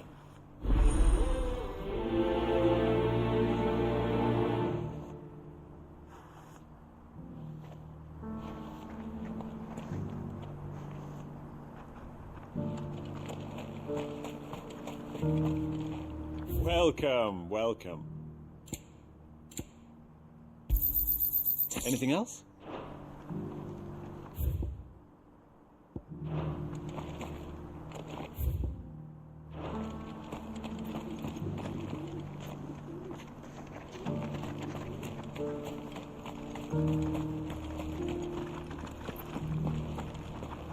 Careful how you pack that leather. Any crystals. You! Finally. No one was paying me the slightest heed. Is something wrong?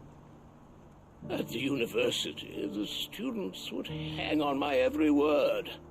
Sadly, this far from home, I'm just a vagrant greybeard. The university?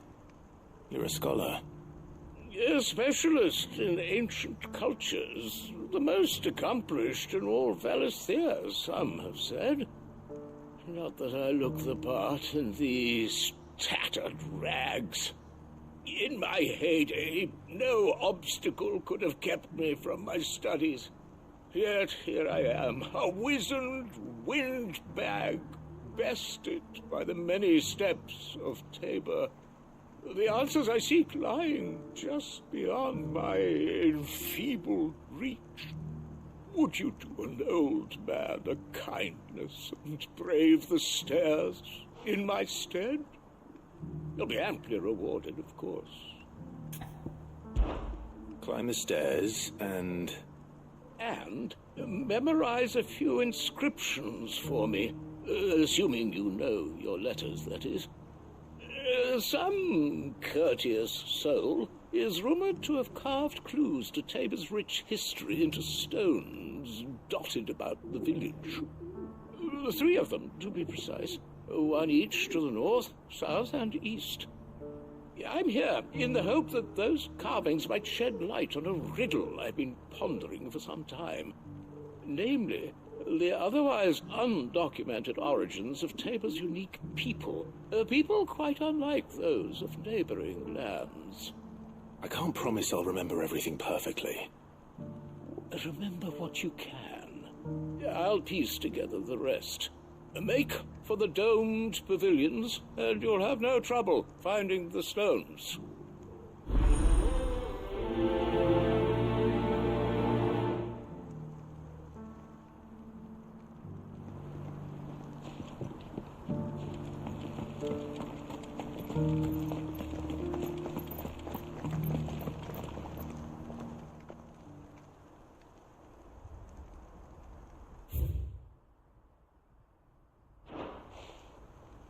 Farmers must have settled here in Tabor. Recent quarry's been hard to find since this guy's turned. It has indeed. Thank you for the deal, lad, mister.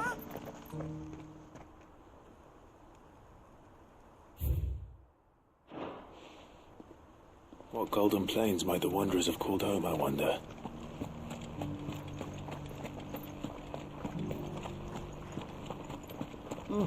Not a scratch on them. These hides will fetch a good price. So it's these stones to Canva and the rest of the boxes.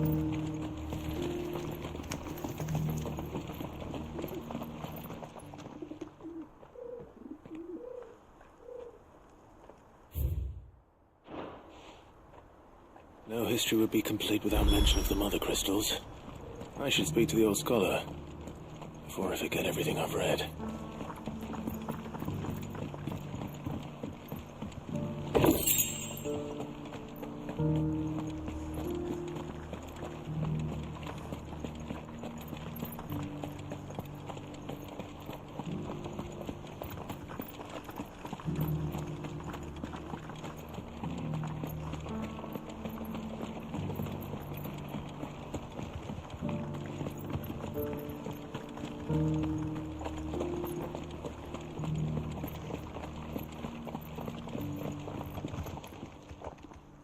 The engravings were in good repair, considering their age. Oh, would that I could have seen for myself. Come, don't tease me now. What did you learn of this place and its people? Let's start with the engraving to the south, shall we? What did it say? Guardians of the Crystal, the first stones of Tabor, sacred hold thy noble blood, till ends the mother's labor. I'm pretty sure that was it. Fascinating. It would seem the founders of this city were descendants of those fallen charged with protecting the mother crystals. But whatever could have driven the Guardians so far from their sacred charges, I wonder? The engraving to the north is next, I think. Wanderers of the Golden Plains, lay your roots in stone. With pride recall thy noble past, and make these rocks a home. Or, I think that was it, at least. No doubt you're right. There are vestiges of nomadic customs in Tabor its guardian roots could never account for. This is proving most enlightening. Now, for the final stone.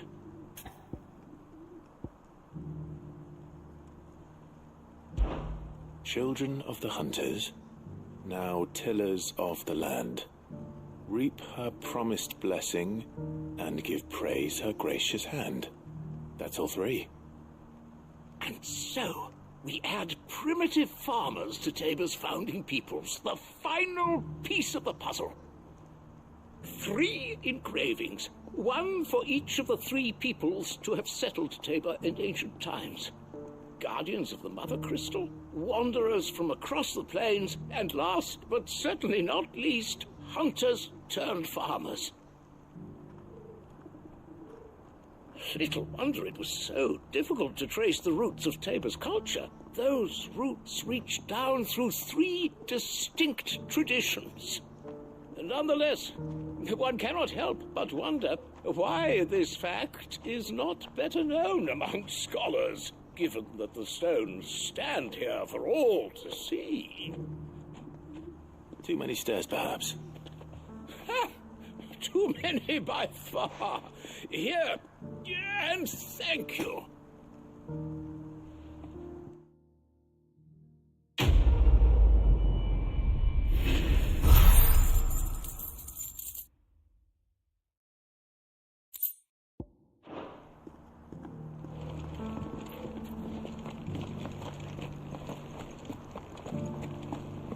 Careful how you pack that leather. Any creases or scratches will bring down the price.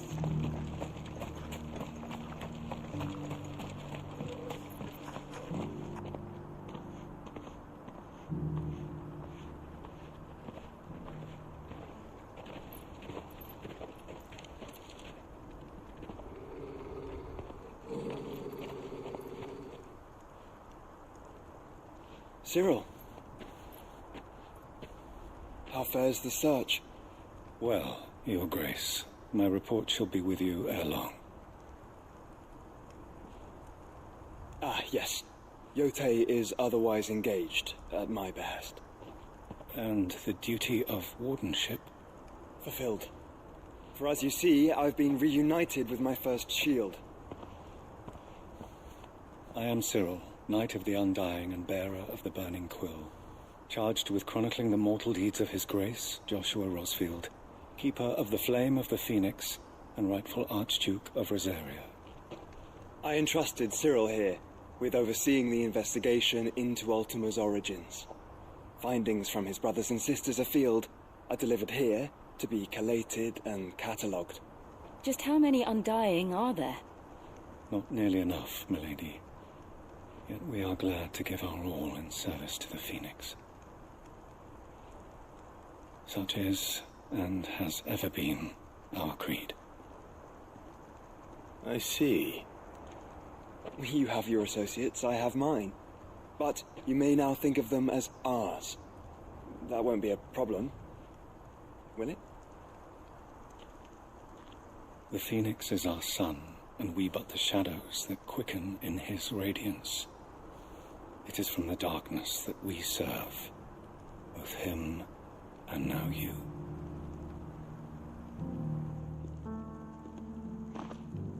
Pray accept this token.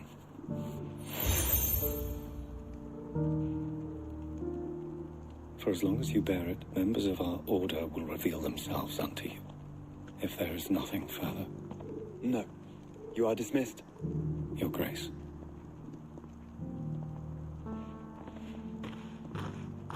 It's a canva, then. We'll talk about this later. Cyril seemed very, You certainly keep strange bedfellows, Joshua.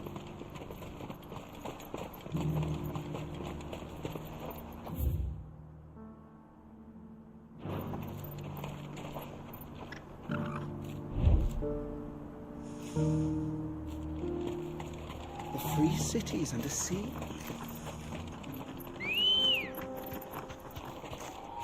Come on.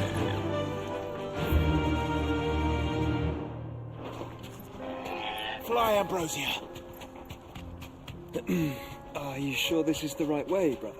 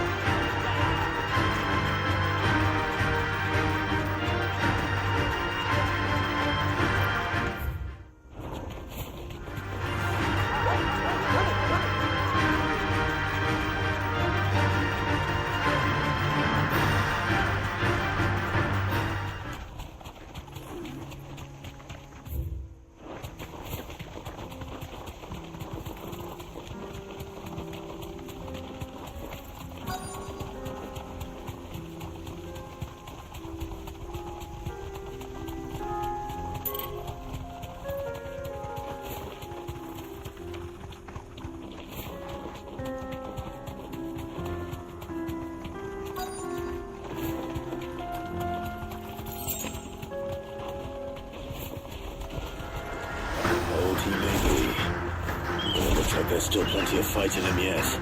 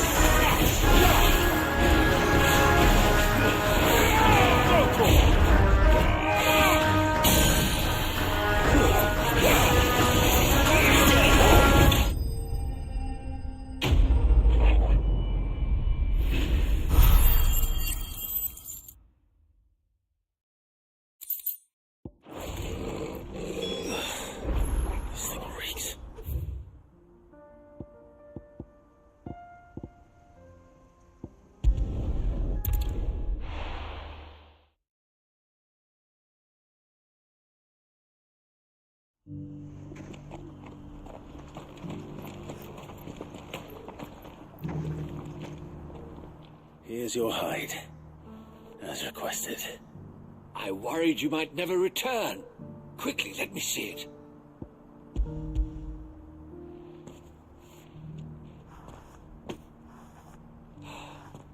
Oh, as supple as a maiden's cheek, yet as adamant as her virtue. This is everything I had hoped for, and more. Clearly, my trust in you was not misplaced. You must be a hunter of considerable talent to have bested the beast with nary a scratch. Join me as my honored partner. With my means and your might, we shall be as wealthy as the merchant kings of Zemeckis. I don't plan on making a habit of this. I'm busy enough as it is. Very well. Though I believe fate had a hand in our meeting, it would be unbecoming of me to beg. Do not allow me to keep you from being about your business. Here, for the hide.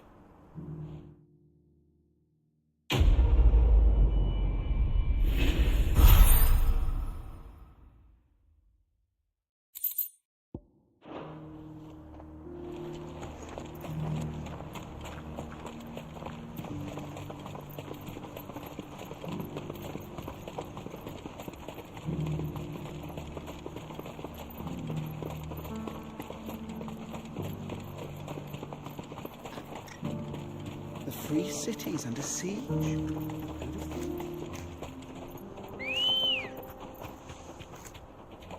Come on. Fly, Ambrosia.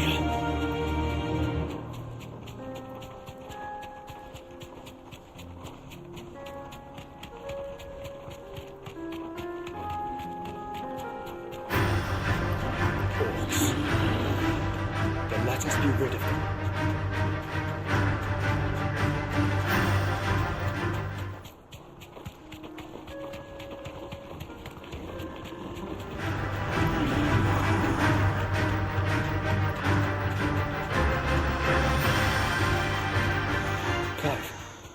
Smoke. Is the city fallen?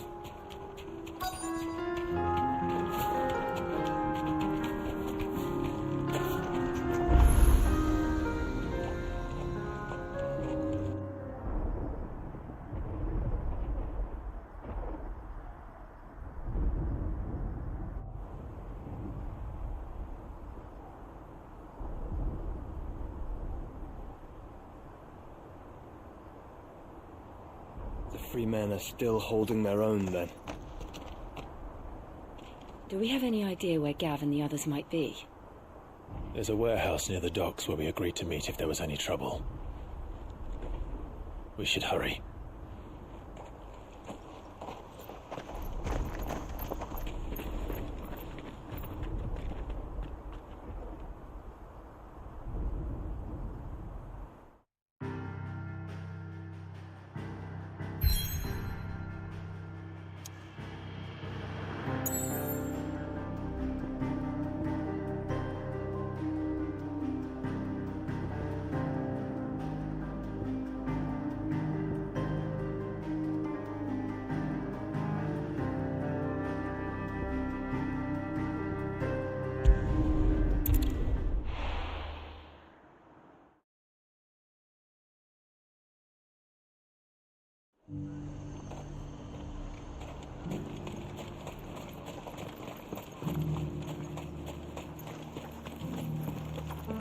There were ghosts at the gates not days ago.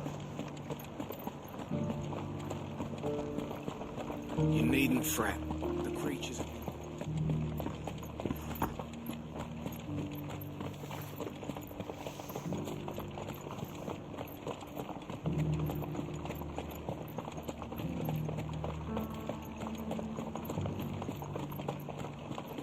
To the meadows, then. That's what we can...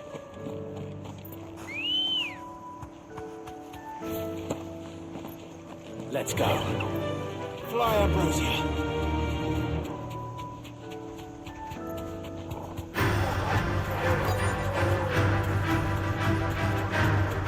Ogety said I should be able to find what I'm looking for somewhere nearby.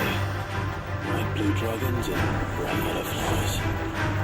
Should be easy enough to spot. This must be our wyvern. All right. Let's get this over with.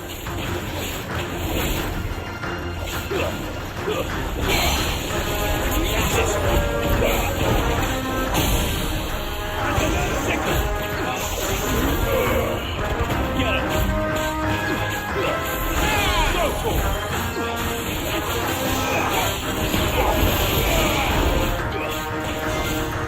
Get it! Vogel! Kill! Go for it!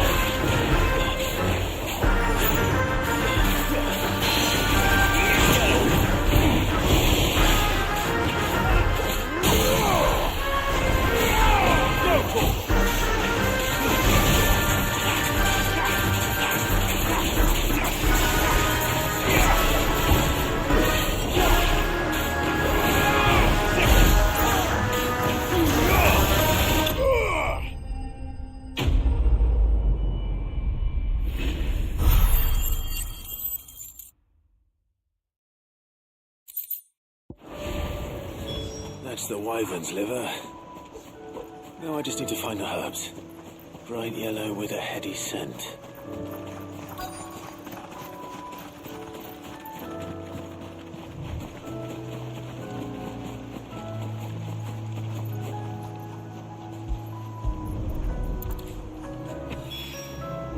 I think that's everything Molly needs to resurrect her recipe. Better head back.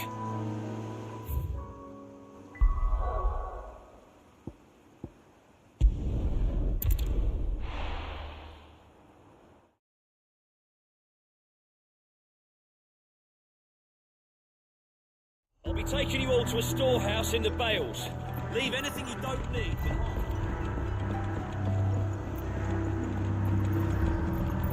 You know what you have to do.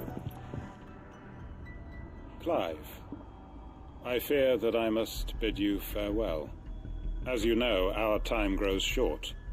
The Lord Chief Justice's vultures are circling. We must strike now. Before we part, I want you to know that though I may not always have been your most vocal ally, I trust you, as I trusted your predecessor. Thank you. I appreciate the sentiment, and I understand more than anyone how you feel. But is revenge really the answer? It is the one I found, and it is all that I have lived for since that day. But what of Lostwing? Everything you've built. I built Lostwing to achieve this aim. Once it is done, the village will have served its purpose. My comrades and I are sure of our cause, and we shall fight to the last, come what may. But there are those among us who cannot fight. Children, the elderly, bearers afflicted by the curse. I would place Lostwing in their hands, if I thought it would do them any good. But a village home only to the frail and the infirm is not likely to stay a safe haven for long. And so, Clive, I find myself turning to you once more. Will you take them to your hideaway, that they might live even should Lostwing die? I will. Thank you. I will not have it said that I did not see to the well-being of those who rallied to my cause. The people I speak of have withdrawn to Gotan's Bales, away from danger in case the Black Shields strike. Understood. I'll make sure they get to the hideaway safely. Then the last of my preparations are complete. Fare you well, Clive. And may Griga guide us. All of us.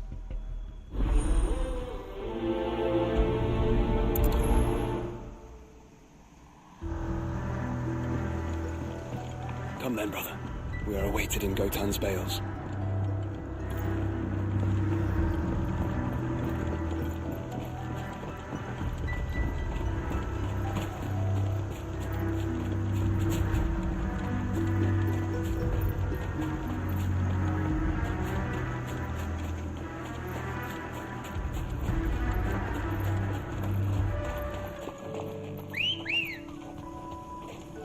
Good girl. Run like the wind.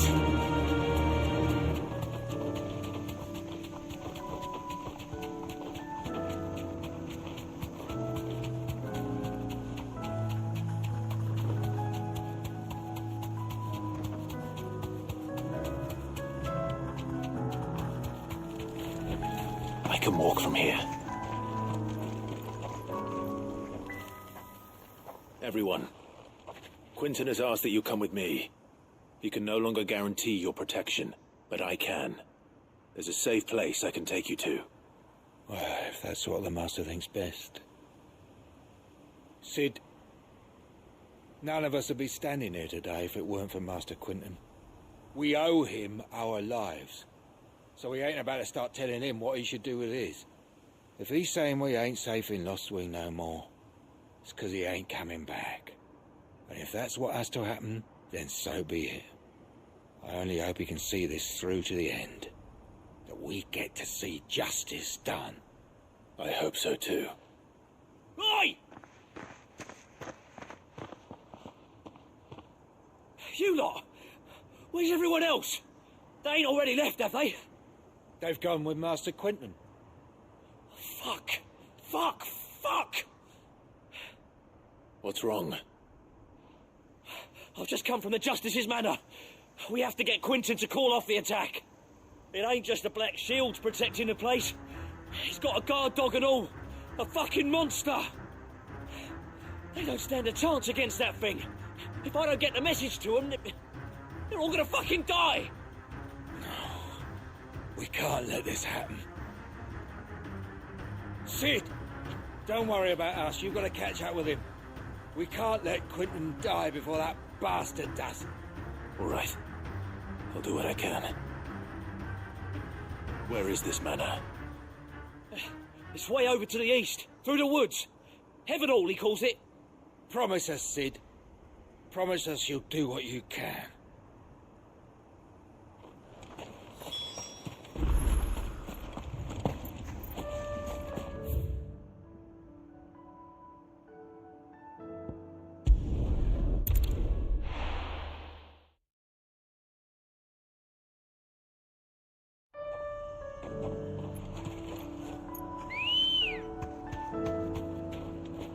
Come on. Run like the wind.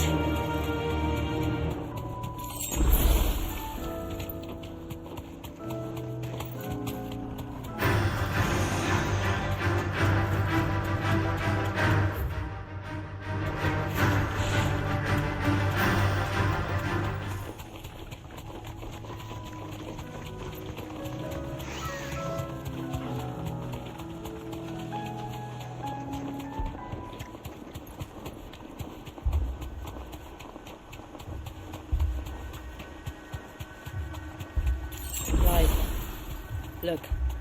No. Don't tell me we're too late.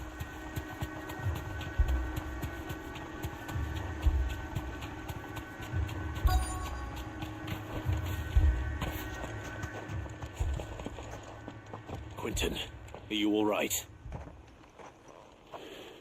No. But I am alive.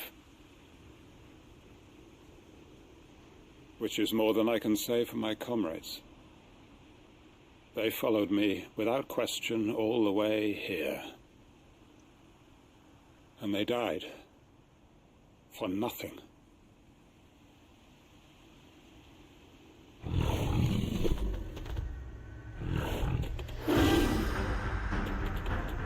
This must be the guard dog. Quentin. I'll hold it off. You go. But your comrades didn't die for nothing. They died for you. Don't let their sacrifice be in vain. I won't. Come on, then. Let us ruin your guard dog. No. It's a beast that needs to be put down.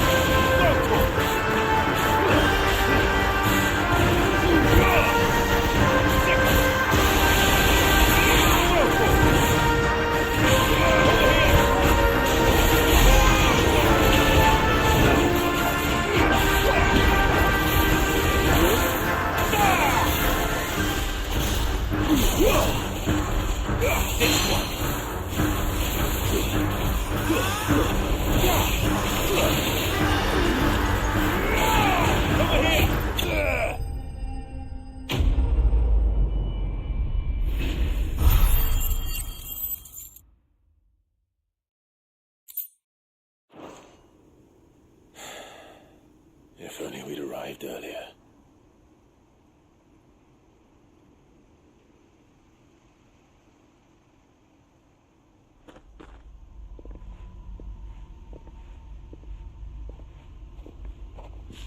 Is it over? It is. He wept and begged for mercy. And I cut him from ear to ear. Just as I dreamed of doing all these years. All my plans. Building a haven in Lostwing. Freeing bearers from their chains and recruiting them to my cause. It was all for this. But what is this? Justice. My faithful comrades. All those lives lost. So that I might take another. Quentin. Master Quentin! Oh, thank Grieger you're safe. You're alive. And so are you. I'm so sorry. I tried to warn you about that thing. And I hate to say it, but there's more bad news. It's Lostwing. It's been flooded. What?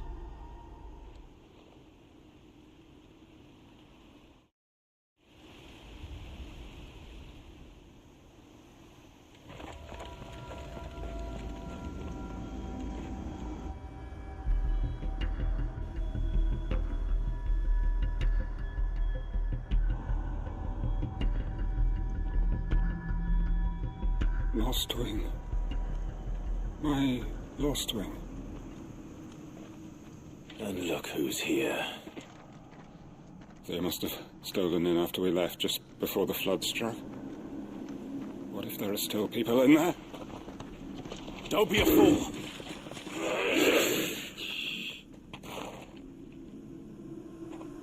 Damn it.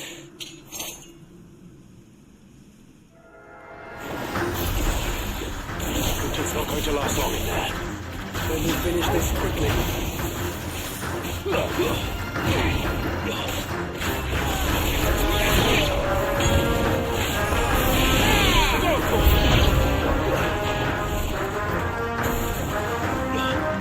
This one.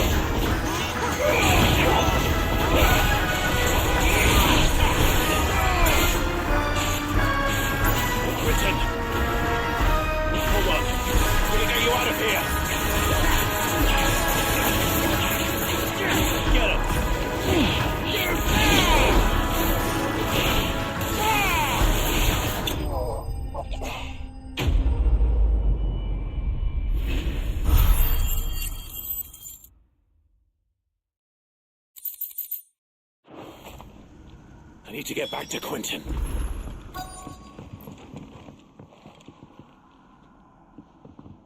Quentin. Quentin! Look at me! Thank the Founder. He hasn't turned. I'm going to get you out of here.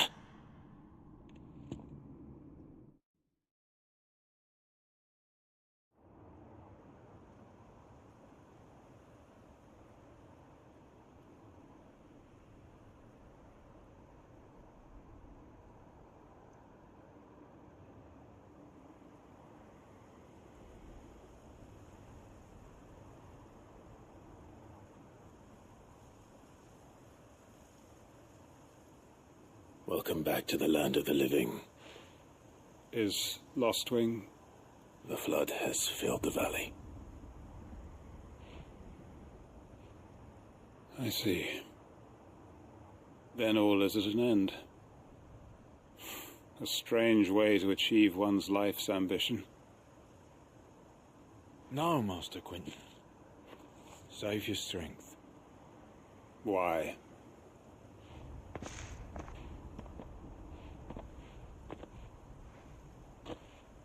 All that I strove for is gone. Only emptiness remains. I have nothing left to live for. What the heck are you on about? You've got us, ain't you? Don't try telling me you only freed us so you could get revenge. We're more than that to you, and we all know it. I thought you weren't coming back. But I prayed, and you did. There's got to be a reason for that, right? Can't we just go back to how it was? You know, you looking after us all. Your work ain't over yet, Master Quentin. We believed that you were the right man to lead us, and we still do. Your village may be lost, but it seems your people aren't, so long as you remain to guide them. But why? After what why would anyone follow me? 'Cause we're family, aren't we? Family? Yeah, and all our comrades who went with you, they felt the same. Lostwing weren't just a village. It was all of us. It was. And as long as we're still here, it is too. We can start again. Build a new Lostwing, right here in the Bales.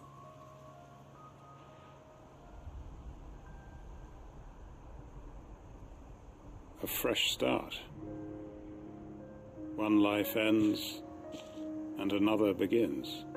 Why just a village? We could build towns. A nation, even. What's to stop us? That's the Master Quentin we know. Please. I am nobody's master. Quentin will suffice. After all, we are family.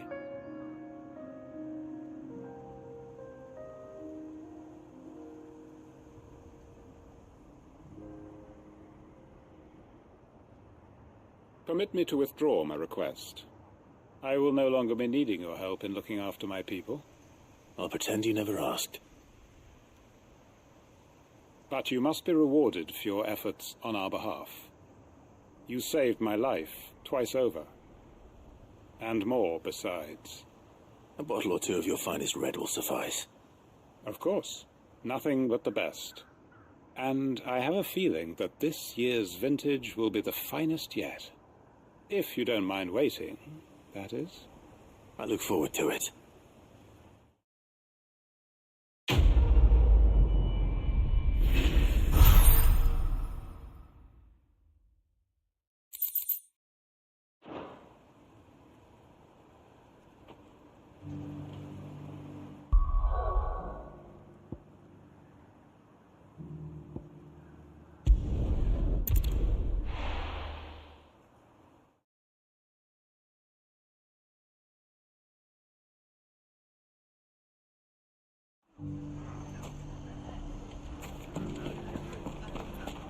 The bandits may be no more. Look what they've left us. It shouldn't be too hard to find goods. The gentlemen of the town guard has done.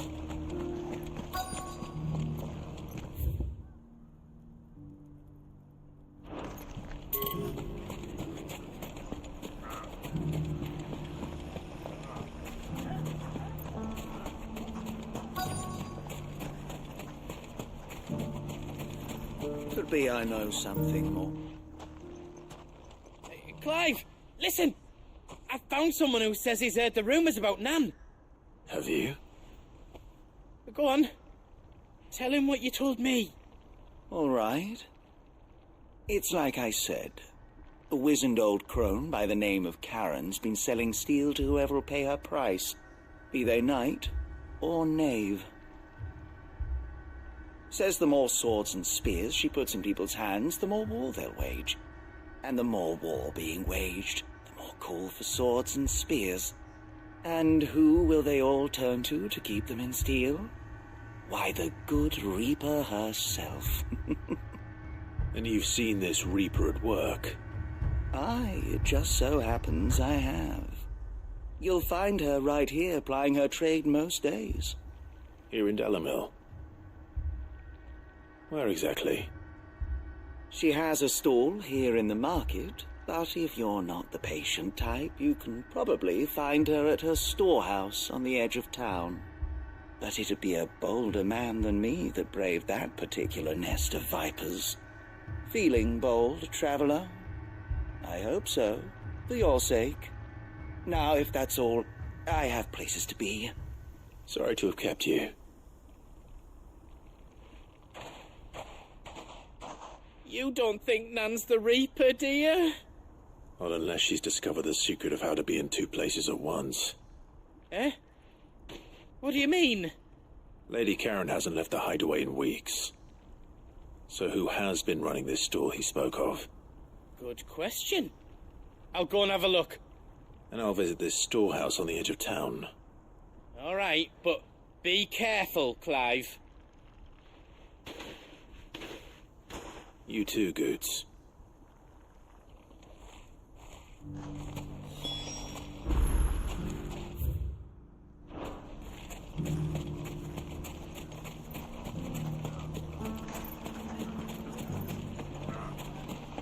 The gentleman of the town guard was struck. Mummy? What a mess. Where do we go?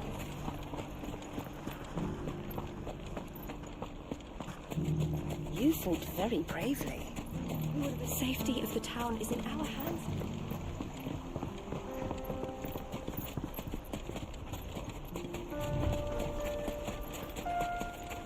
Time to brave the Viper's Nest.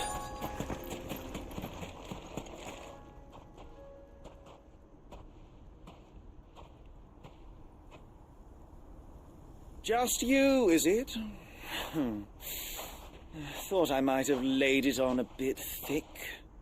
It was a fairly unconvincing tale. So, what now? That's up to you. Die a slow death, or a quick one. Boys, he's all yours. But that sword is mine.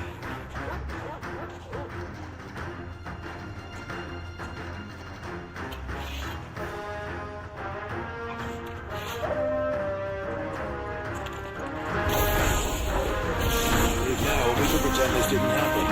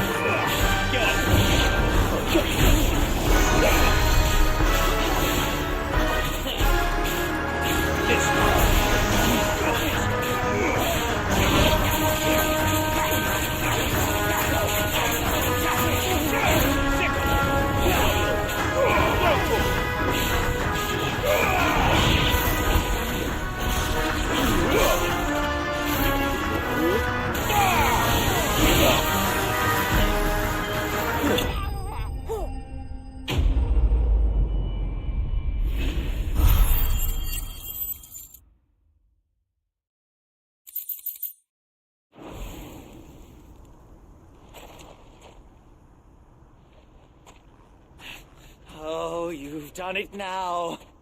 Go on. Tell me what I've done. When the Borgwyn finds out you've killed his men, he'll have your head. He only wanted that bull of a manservant, the dim one always clinging to Karen's skirts. You weren't even supposed to be here. Who the hell are you, anyway? What were you going to do to him? The Borgwyn wanted him to get to Karen. I was only supposed to point the lamp in the right direction once he arrived in Dalamil. But then you turned up. Well, go on then. If you're going to end me, end me. You're not worth the effort. Now be gone, before I change my mind. Fucking coward! I need to find Goots. Right now.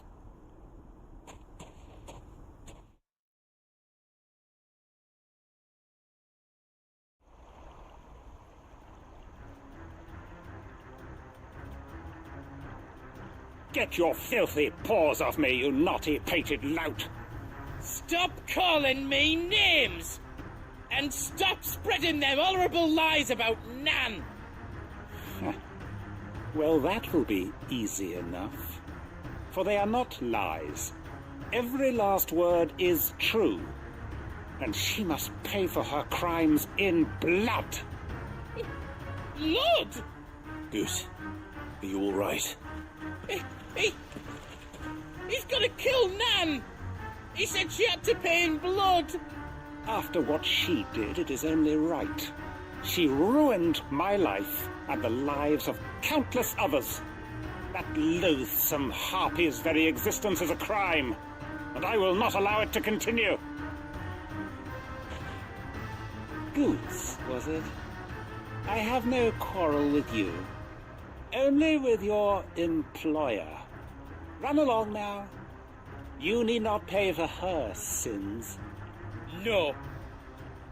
No? I don't care what she did. I won't let you hurt Nan. Promise me you won't hurt her, or I'll kill you myself! Goots, no. Enough, all of you! Karen. But how did you? You're a sight less clever than you think you are, the pair of you. Did you think I wouldn't notice the two of you slinking off together? Well, the whole thing got me thinking, who in Dalamil might bear me a grudge? And a certain snivelling shit I ran afoul of in my fairy years came to mind. Though it was just Bogan back then, wasn't it? I thought the years might have taught you some sense, but I see you're the same pants-pissing craven you've always been. What was it we called you? Wet legs? You bitch! Everything that happened, it was all your fault! And now you'll finally pay for what you did to me!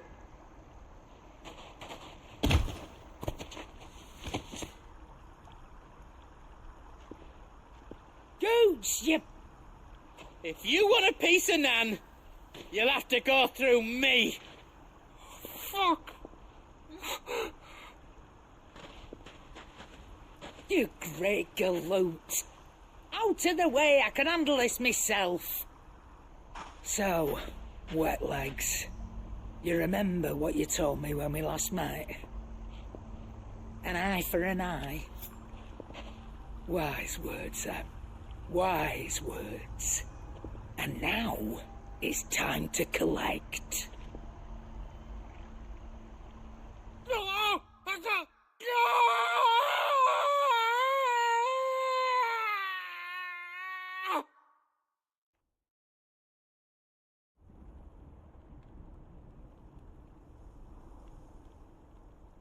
Sorry to keep you waiting. Is he... dead? No. But I reckon he wishes he was. It's an easy going through life, one eye short of a pair. After all, I should know. You don't mean... Oh, don't tell me you didn't notice. Lost it to old Wet Legs back when we were working the same routes. Said I'd stolen from his strongbox. I'd done nothing of the sort, mind. But that didn't stop him taking his little revenge. So I took some of my own. Sorry lost everything. his coin, his clients. Always knew he'd be back one day to claim his due. But he crossed a line dragging poor Goots into this. He didn't hurt you, did he? No, Nan. Still got all my arms, see? Legs too. But what if he comes back again? What if he does? First we take the other eye, then we work our way down. He'll learn his lesson soon enough. But something tells me the wet legs has learned it already. Right. Let's get you back to the hideaway. You've attracted quite enough attention already. Ta-ra, Clive. Remind me never to cross you, Karen.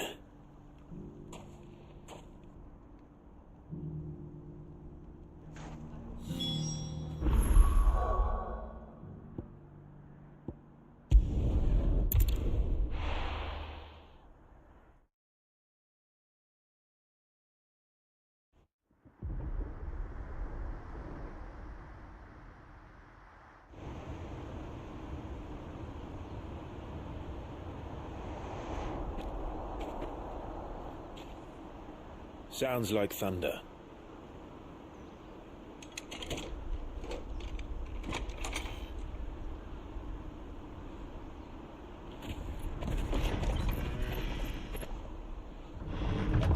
You're late.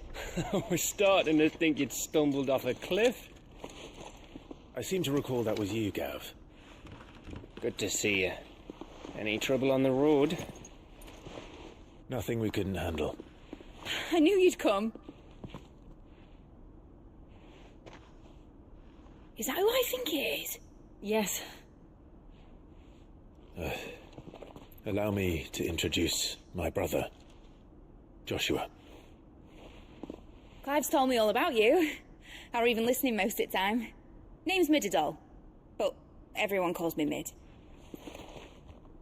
My lady. Eh?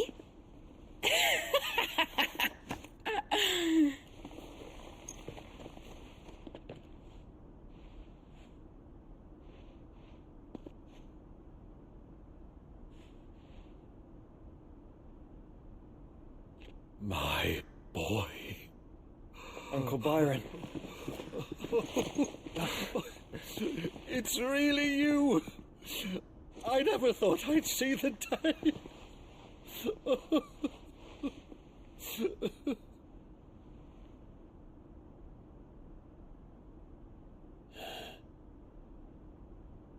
So these Akashic are being controlled? That's what it looked like. Empty eyes, eerie blue glow. No doubt they were turned, but silent as monks, every last one of them. Your man here speaks true, Clive. We saw more than a few in this city. They moved in ranks with a purpose, and not of their own. Ultima's doing. Perhaps. What of the city? The people? Dead, mostly. Mostly, but not all. A handful managed to lock themselves in their villas before the Horde arrived. Some in the Merchants' District to the west, and a few others on the far bank. If the Akashic stumble across either hiding place, a few bolted doors won't hold them for long. We need to find them. And quickly. What do you propose? We split into two parties. I will make for the Merchants' District, while you look to those across the river. Mind keeping an eye on my brother? Not at all. We find the villa and try the servants' entrance. Understood. And what of us? Mid, is she fit to sail? The ship, the mithril engine could probably do with a few more tweaks. Then you better work fast. Even if we do reach the survivors in time, they'll never make it to the hideaway on foot. You leave that to me. See that Mid doesn't get herself into trouble, would you? Think I can manage that? I'll keep him safe. Looks like you stuck with me, Byron. That's Lord Rossfield, you little gutter snipe!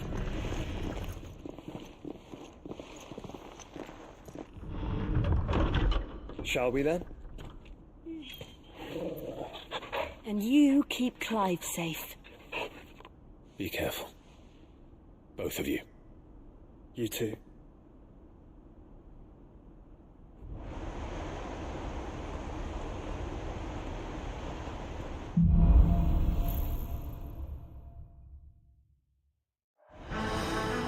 All right, Torgal. Let's find those survivors. They don't stand a chance against those things.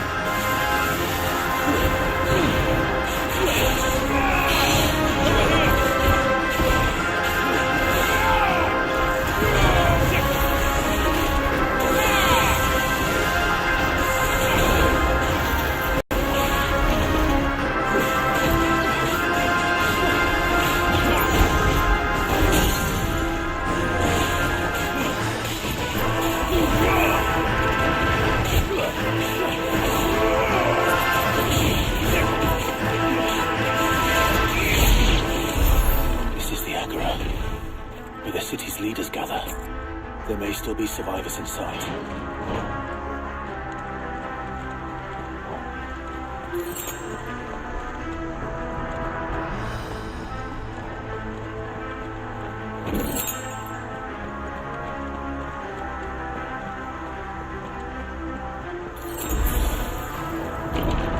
Where are they?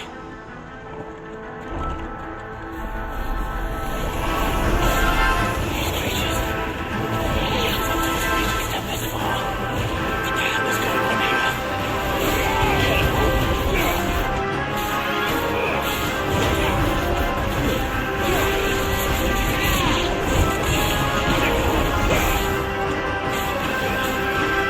This one.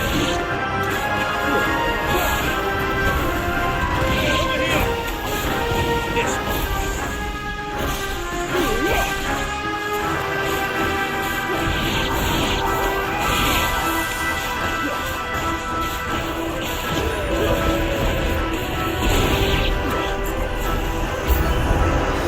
Where is your master? What does he want?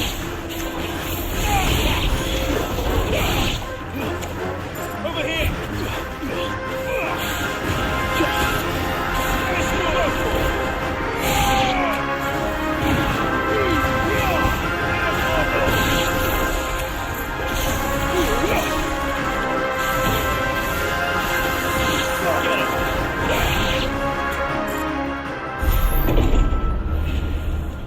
You've caused quite the commotion.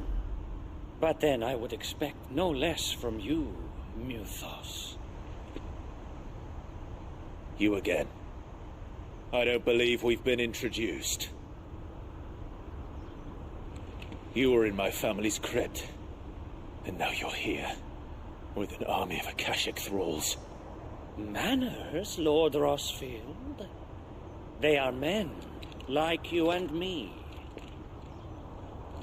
Albeit ones unburdened by the wills that drive our kind to madness. They are pure.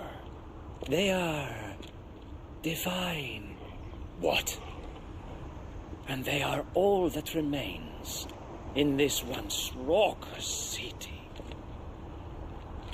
You'll pay for what you've done. As you wish. I confess I have been very much looking forward to this. Pardon me this indulgence, Your Majesty. The vessel shall not be spoiled.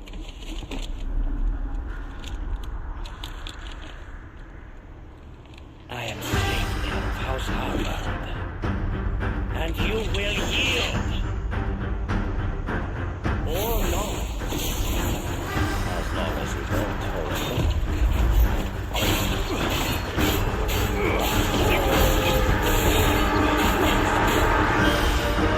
Over here! Over here!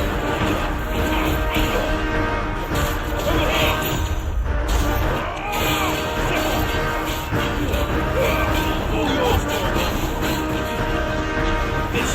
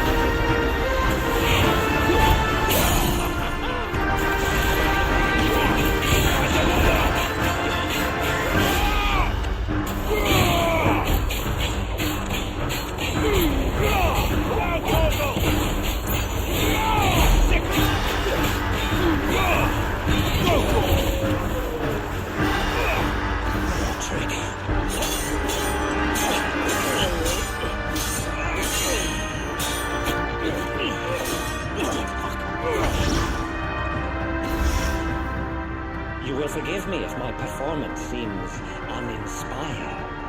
It is just that I expected so much more from our chosen one. Perhaps this will on my liege lord's armory. Watch closely with us.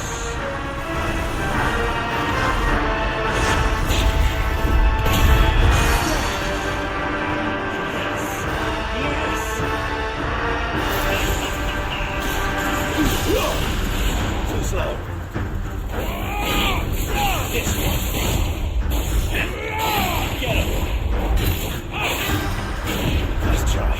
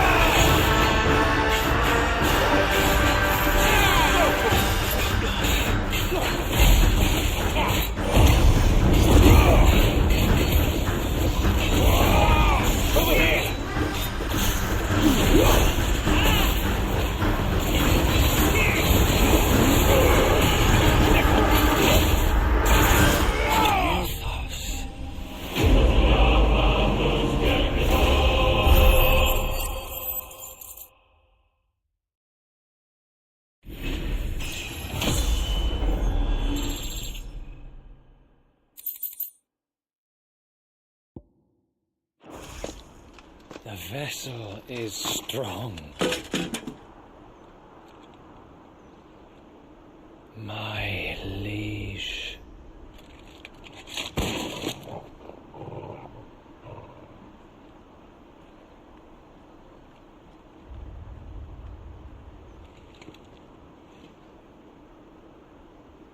Clive! You're all right. As are you, I see. We are, yes. I'm sorry, but we couldn't save them. It was over before we arrived.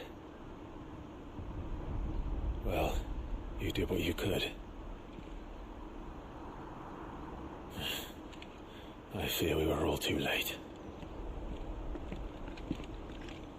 What's wrong? Nothing. I hope.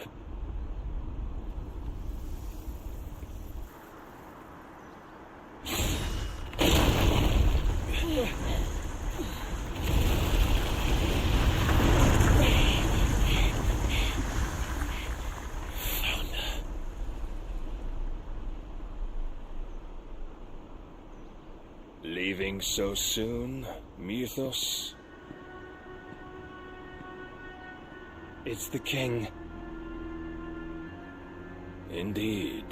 You may kneel before Barnabas Tharn. Warden of Ash and King of Walloon. Get back.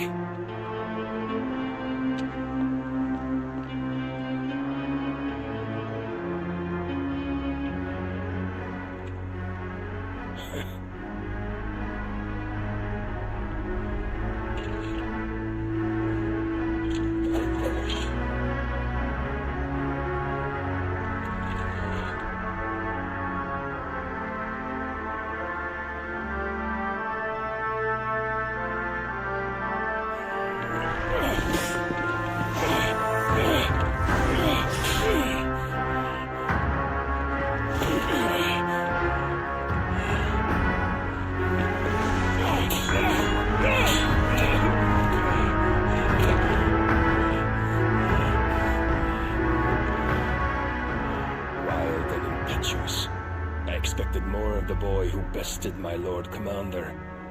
Yet I see why my master covets you so. The power within you, Mythos. The potential.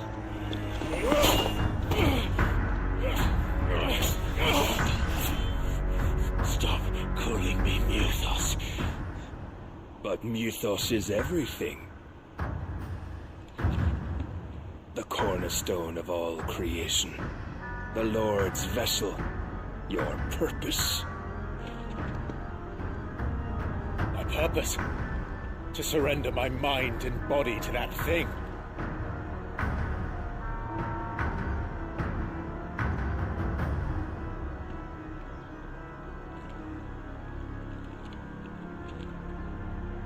No, Your Majesty. My purpose is my own. I made a promise to my friends, to my people. And nothing is going to stand in my way. You would allow this delusion of free will to bar your path to greatness? Truly, your volition is a cancer, one that must be excised.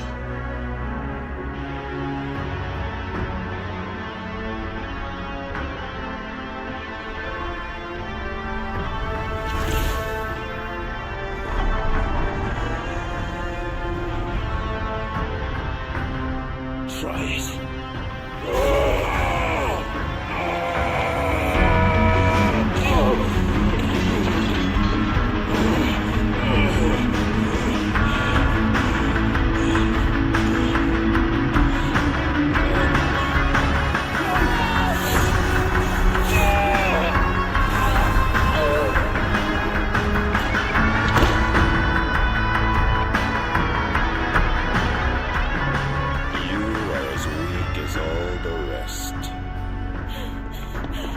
Joshua!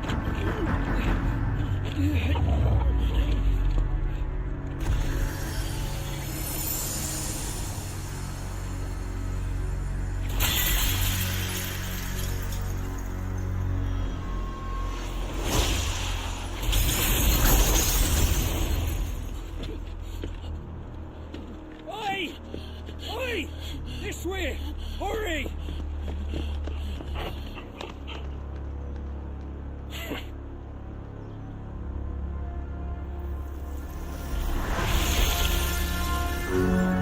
Power beyond reckoning, and they use it as a crutch. Such a waste.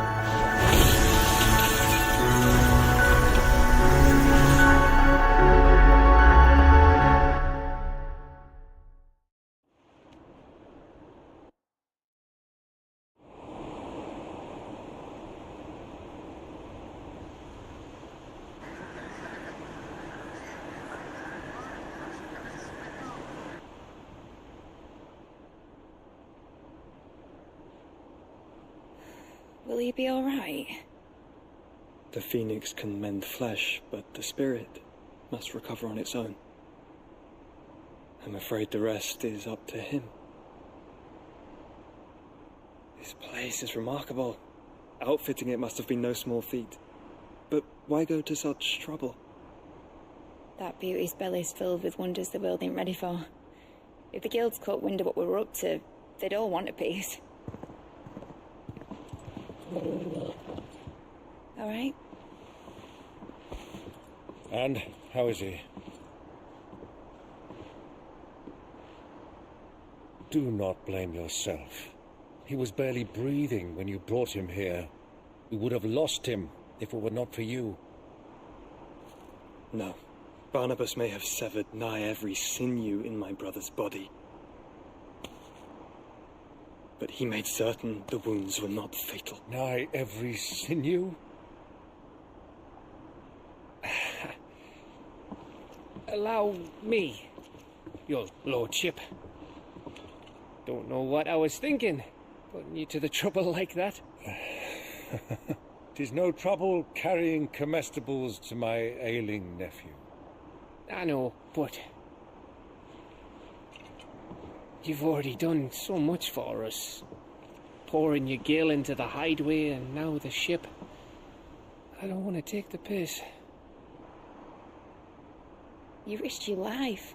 And for what? Some girl you hardly know. Why'd you do it? You not mad or something?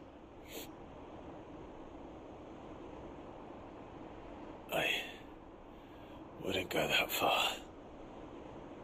Clive! You're awake, my boy. Oh. All I want to do is help. And the world won't save itself. It was Sid. Your father, who taught me that. Sounds like him. Don't you dare do that again. What of the Royalists? Fucked off, the lot of them, along with the galleon. With the king on board, no doubt. Behind here, I wouldn't sail without him. Clive.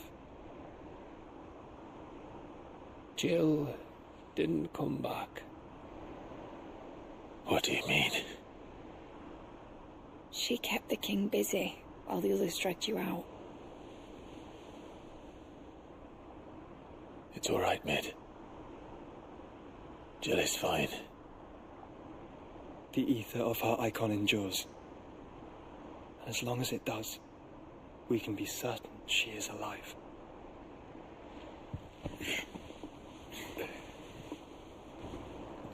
We must pursue the Black Galleon.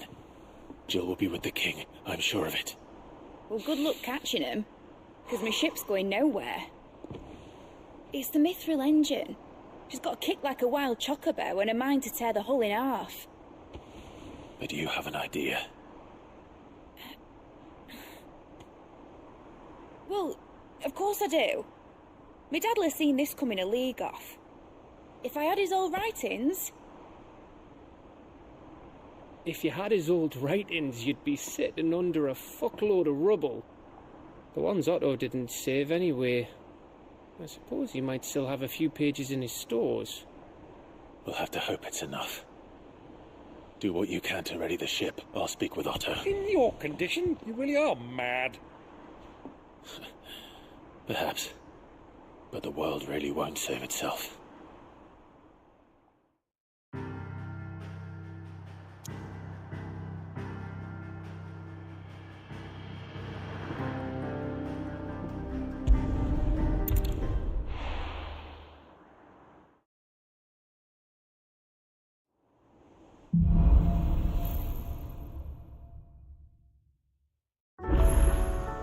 Right.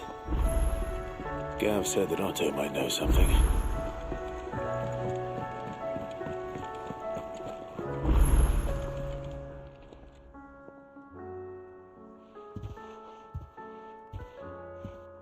Nothing like a dish of cold vengeance to foul the gut. I'm sorry, Nan. I didn't mean to make things worse. I just thought I had to protect you. Like you've protected me. Aye, well, someone had to. Your parents certainly didn't give a whit for your well-being. Reckon the both of us would be worse off if I'd not taken you on. You've always been me right eye, Goots. And I'd have you stay that way, So don't you dare go looking for trouble again. Well, I will. If you ever need help, I'll do it again and again, and you can't stop me. Why, you big lump. Fine. Play the hero if it makes you happy. Thanks, Nan. I won't let you down. There's nothing he wouldn't do for you. That's as maybe. But if he's ever to make his own way in life, he'll need to start looking out for himself as well. Till then, he'll need people to watch his back, just like you did in Dalamil. Don't think I didn't appreciate that. Of course. His family. Stop it. You make me one good eye, mister. I don't go thinking that'll do you any favours. A potion today'll cost you the same as it did yesterday.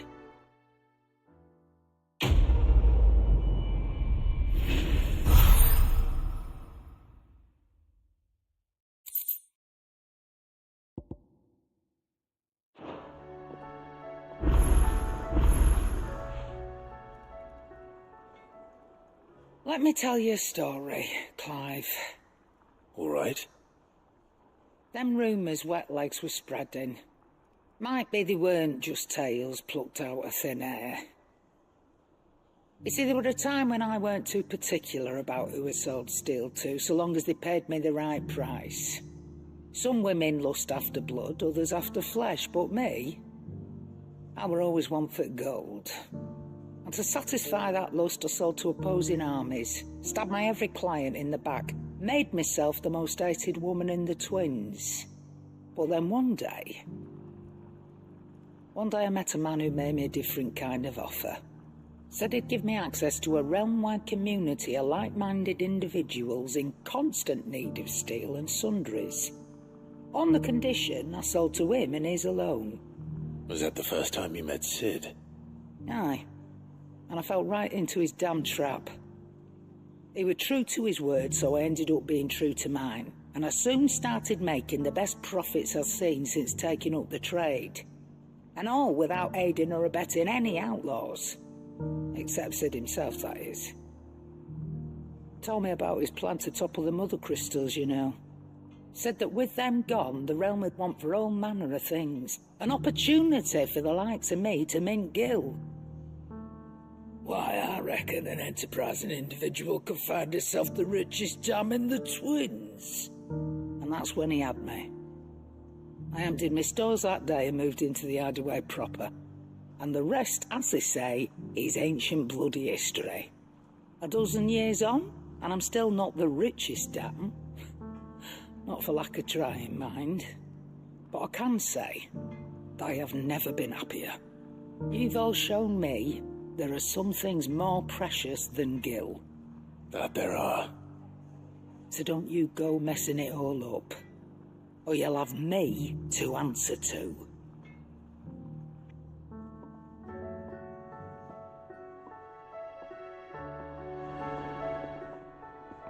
Aye, it's a dangerous world out there. You'll not find a better price than that. It's rubbing me blind, you know. It'd better all be here.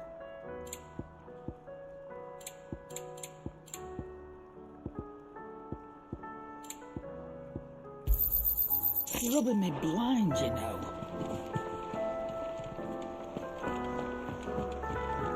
Which song should we listen to? So, did you have that word with Tomes then? I did, and he was as helpful as ever. He told me exactly where to look, in fact.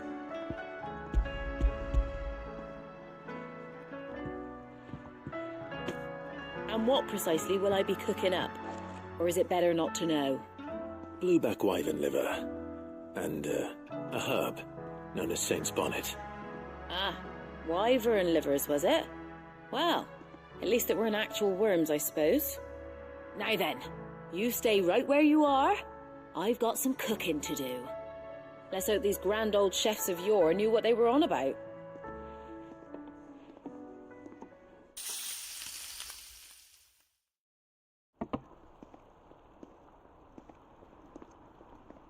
And here we have it. Fried mortress of skyworm. Ivan's offered to make sure it's fit for consumption. Well, I say offered. He as good as begged. And rightly so. Is there any higher honour than partaking in a slice of culinary history?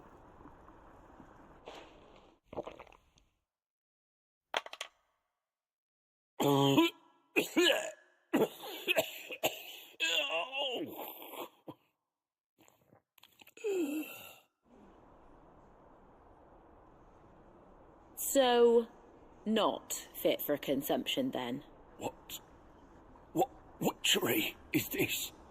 The crackle of the crust gives way to an almost violent richness.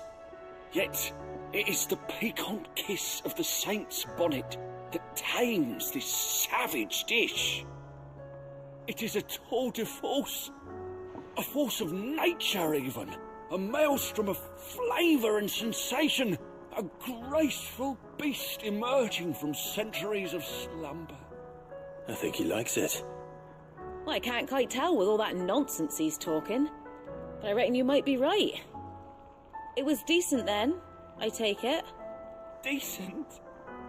It's remarkable, and I defy any man to say a word to the contrary. Sid, might I suggest that you command a party of your finest men and women to procure a dozen blueback wyverns forthwith? I'll give it some thought.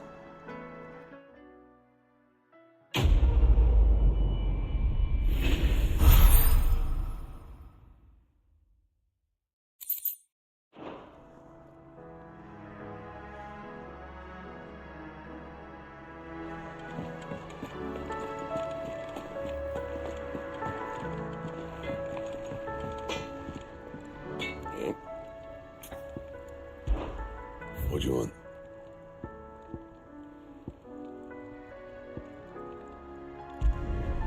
Not bad, if I do say so myself. It'd last you a good while.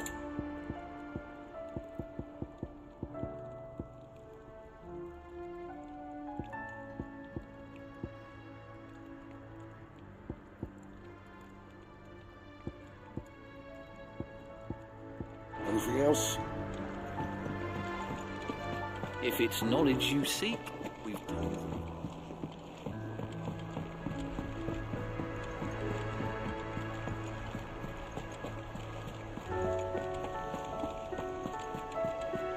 Paul said it was an army of a How are we supposed to do our duty when the hills are crawling with a kashik and the valleys are full of heath?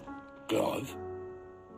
But if you're here, where the hell is everyone else? Don't tell me. They're all right, but it's a long story.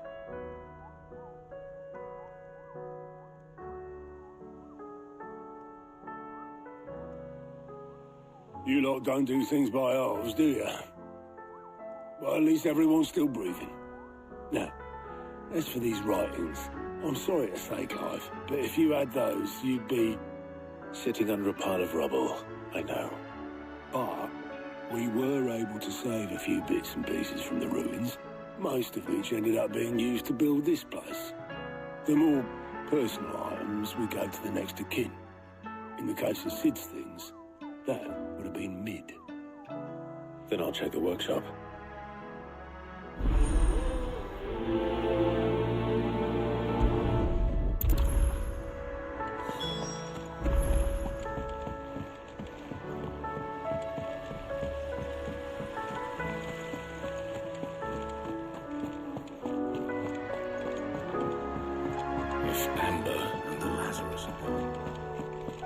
Do you think Mid's ship will have a sound?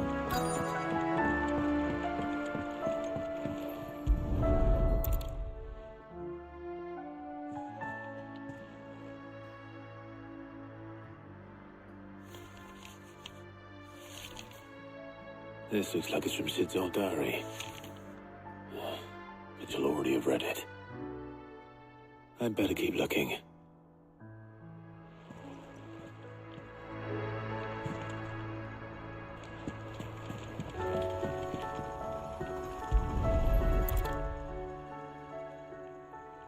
What do we have here?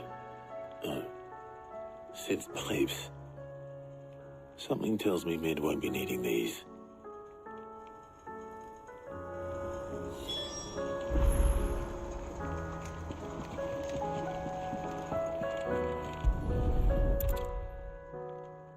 I remember seeing this doll in Sid's cellar. I wonder if it was Mid's.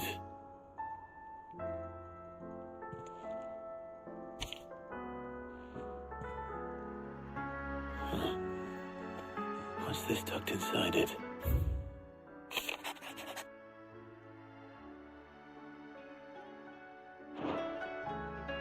Sid's best invention. Huh. That sounds promising. So Sid hid something in Mid's first opus. What would that be? Perhaps Otto might know.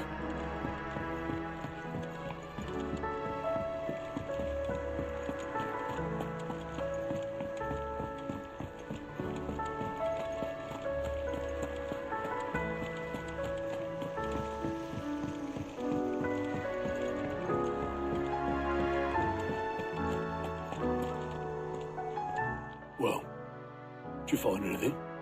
Possibly. You wouldn't happen to know what Mid's first opus was? Opus? That girl's as tone deaf as a banshee. Unless you mean the orchestrion. She couldn't have been more than, what, 11, 12 when she cobbled that thing together? It surprised us all. Not least her dad. You should have seen how proud he was of the little scamp. What's that battered old box have to do with anything? I think Sid may have hidden something inside it. Wouldn't surprise me. Those two and their bloody treasure hunts. Half the things in the hideaway were hidden one time or another.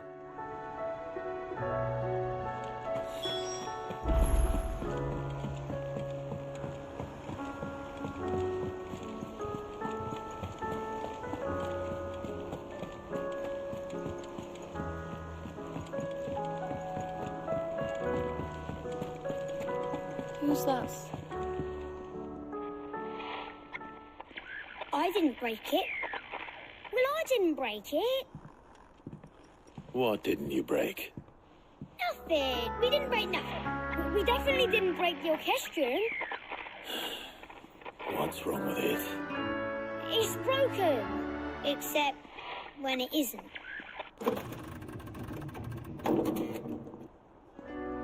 See? And you had nothing to do with this? Nope, nothing. We just wanted to listen to all the songs at once. So we pressed all the buttons. Like this.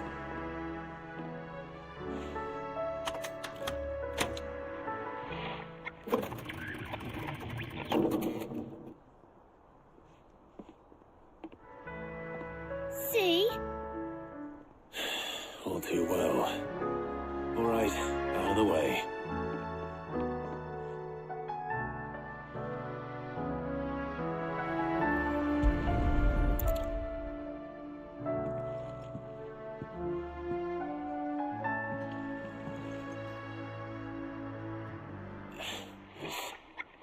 Something caught on one of the gears. Did you break it? Can you fix it? No, I mean, yes. There. How about now?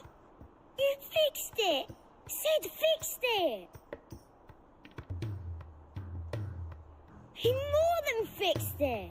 Yeah, new music! Huh. Never heard this one before. They started playing when I removed this. Whatever it is.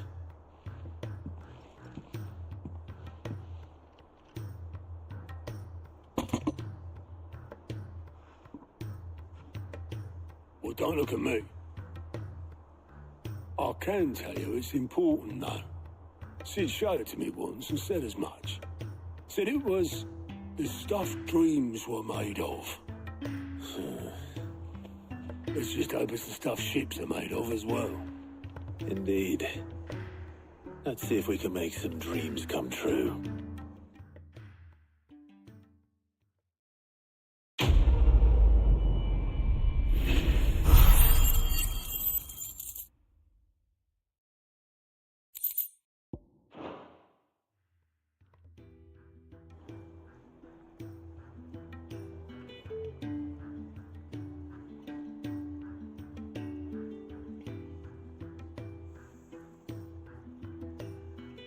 Just the two I was looking for.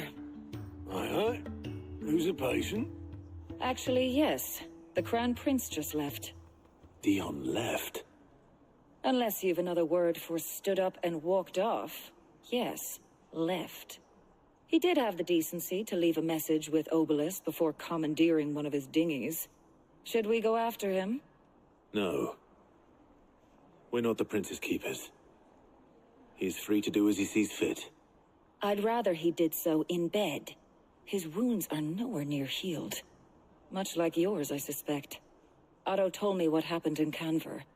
What is it with this realm's princes and their aversion to rest? Ask me when I get back. Though I may be sometime. Then at least try to stay safe. And if that fails, try to stay alive, eh?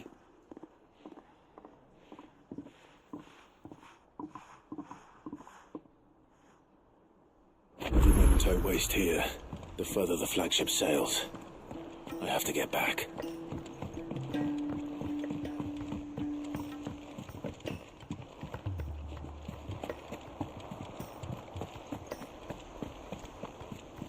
Cole said it was an army of Akashi.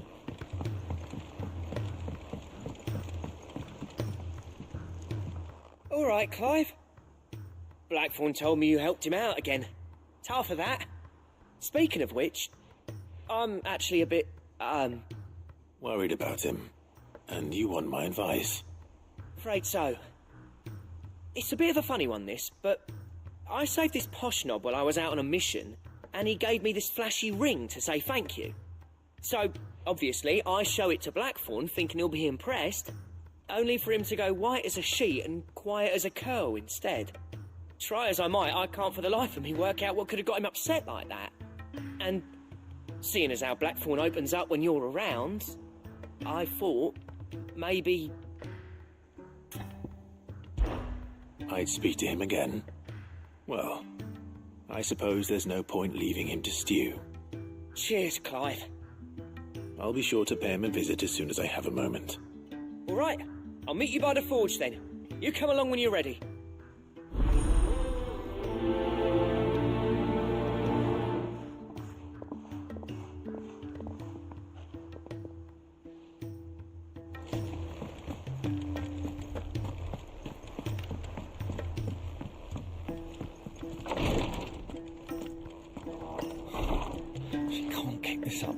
Glory to Griga. There you are. And not a moment too soon. What's happened? Taya's busy working herself into an early grave. Since the arrival of her latest patient, she's refused to stop, even for a moment. I've tried offering to see to him in her stead, but she won't hear of it. Clive, she hasn't left the infirmary in days. She's pushing herself too hard. And if she doesn't rest soon, will you talk to her? Order her to her chambers if that's what it takes. Because if she keeps this up, I fear the hideaway will be without its best physica before too long. I know better than to order Taya to do anything. But I'll speak to her. Oh, thank you. I pray you have better luck than I did.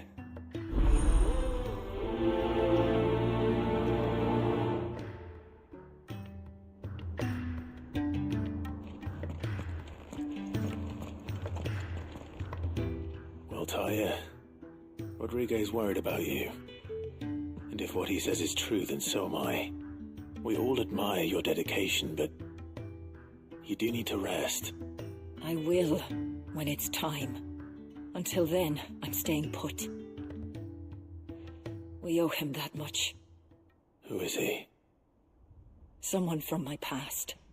Someone who doesn't deserve to die alone. It won't be much longer. The crystal's curse has almost finished its work. If I had the tears, I could ease his passing.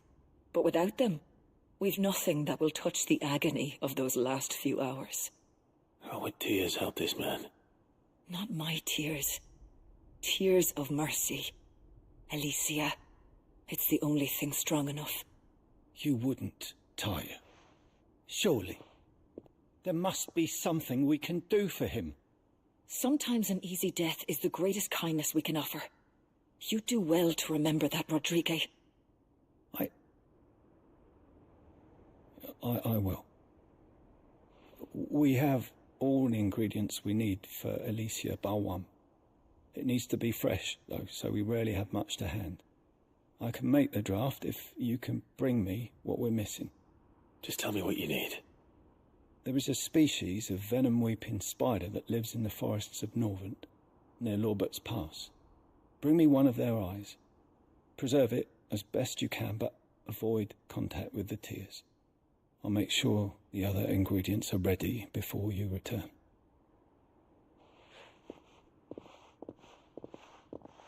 Thank you, Clive. I won't forget this.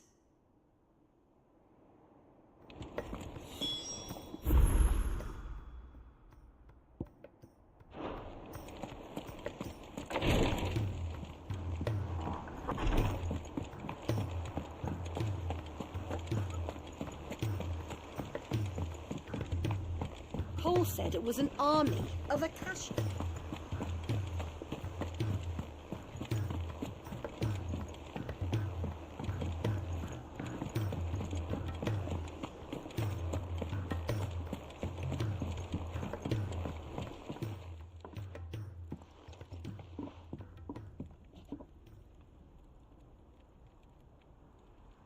Bloody hell, Clive. Not this again. Oh, ain't you got better things to do with your time? That remains to be seen. August tells me he showed you a ring, and that the sight of it clearly upset you. Would you mind telling us why? Come on, mate. Bottling it up ain't gonna help no one. If it weren't the ring, and it was something I said, then I'm sorry. It was the ring, right? It brought back some unhappy memories, that's all. Memories better left forgotten. Memories of what? There are things we'd all rather leave behind, Blackthorn. But sometimes it helps to talk about them.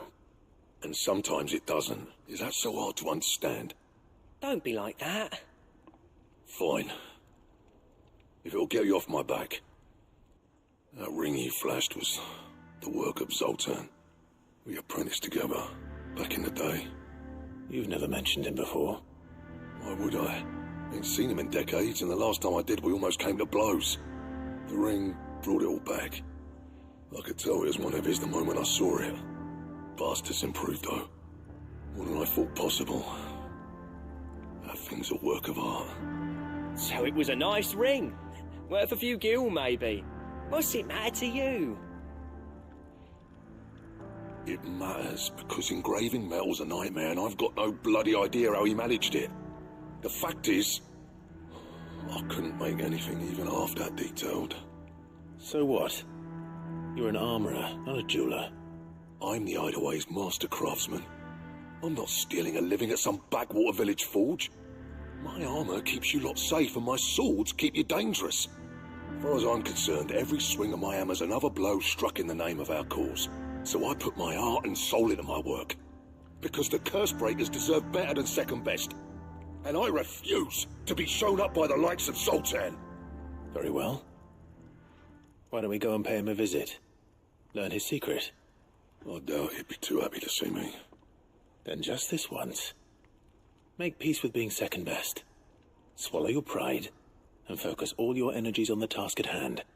Keeping the curse breakers armed and armoured. Provided you can do that, you'll hear no complaints from me. But if you can't, and it's going to distract you, we need to do something about it. What'd you say, Blackthorn? You know he's right. And it's not like you'll be going alone. All right. Magic. So, where do you reckon old what's-his-name is then? Zoltan, was it? In Dravozd, my old village. He won't have left.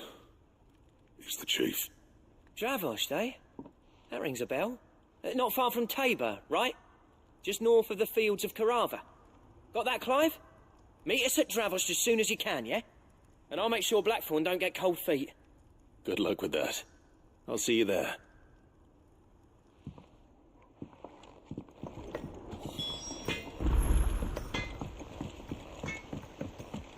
He's a surly soaker.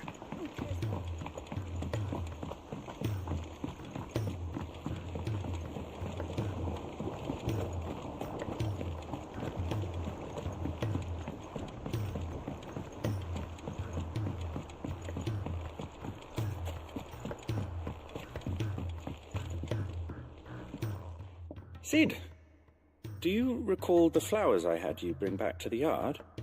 Vaguely. Is something wrong? I'm afraid so. I was able to get most of the Morganbeards to take root, but they rarely flower.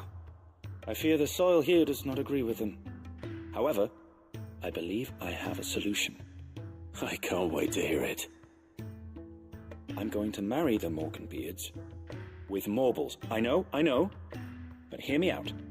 Morbles are possessed of a highly choleric temperament. The fire which drives them appears to be maintained by an abundance of nutrient-rich ether drawn from their environs. I believe that by grafting a Morble vine to a Morganbeard, the appendage's wealth of vigor-inducing nutrients might well stimulate the flower to bloom. The endeavor, I assure you, is scientifically sound. I simply need a vine to prove the theory. And all you need is a single vine from an ordinary Morble. That is correct. A single vine.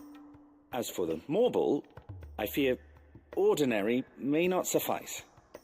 But, as luck would have it, a most extraordinary specimen is rumored to haunt the swamps of Rosaria. Why, a notice concerning this very creature was only recently posted on the hunt board. How timely. Well, I shan't keep you any longer. I know you have much to do, as do I. Now, where did I put my watering can?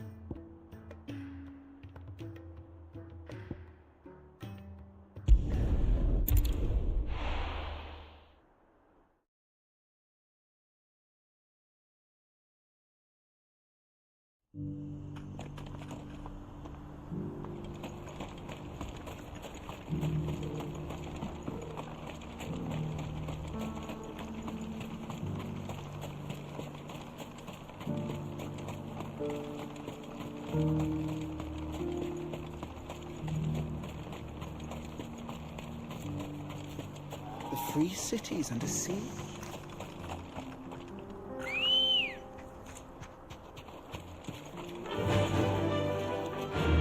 Fly, Ambrosia!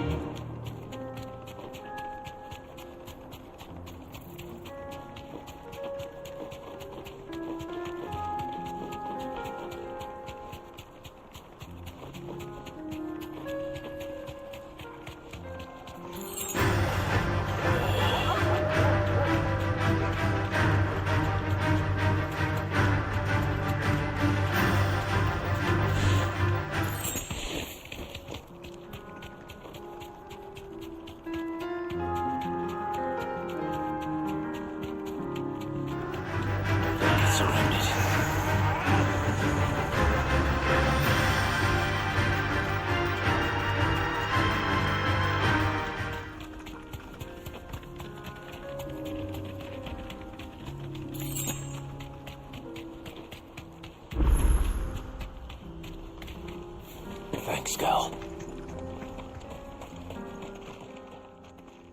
Kicked out already? No. This charmer ain't letting anyone through. Why are the gates closed? Chief's orders. No one's allowed in without his say-so. Not that I'd have let you in anyway. You look like trouble. I suggest you go home. That's what I'm trying to do, you little prick. Ain't changed a bit, have you, Snotty? No. It isn't. Blackthorn. Long time no see, eh? What the hell are you doing here? Well, it was meant to be a surprise, but since you are so nicely... I'm here to see Zoltan, you fucking numbskull. Now let us through. All right. Just don't go starting anything with the chief. Yeah, I promise I won't throw the first punch. That good enough for you?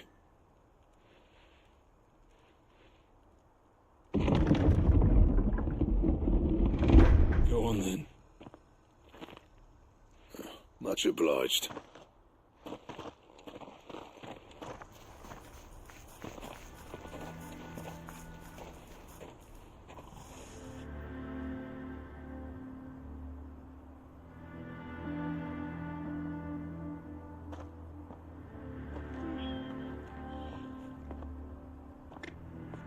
So this is Dravosht. Not much going on, is there? It's a smithing town. When I was a lad, you'd have to shout to be heard over the sound of hammer on anvil.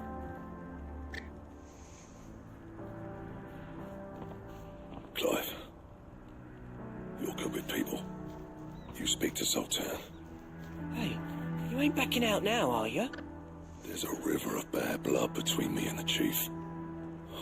But if someone can build me a bridge, then I'll cross it. All right. I'll see what I can do. I appreciate it. It'll be near the forge in the hill. It was our master's. He'd have inherited it when I left. Forge on the hill. Good luck. You'll be needing it.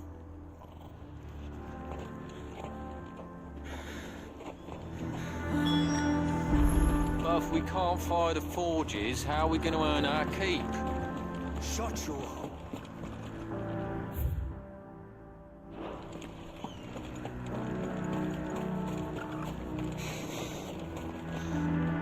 Would you like to see my wares?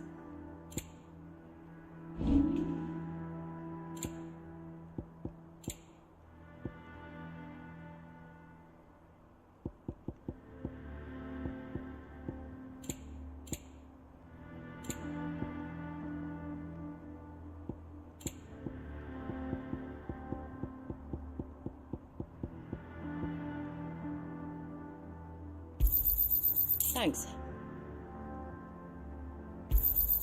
Anything else you don't want?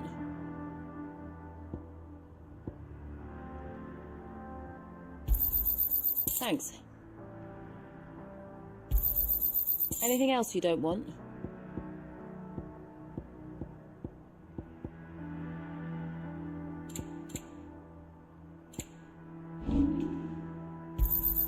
Here you are. Farewell, traveller.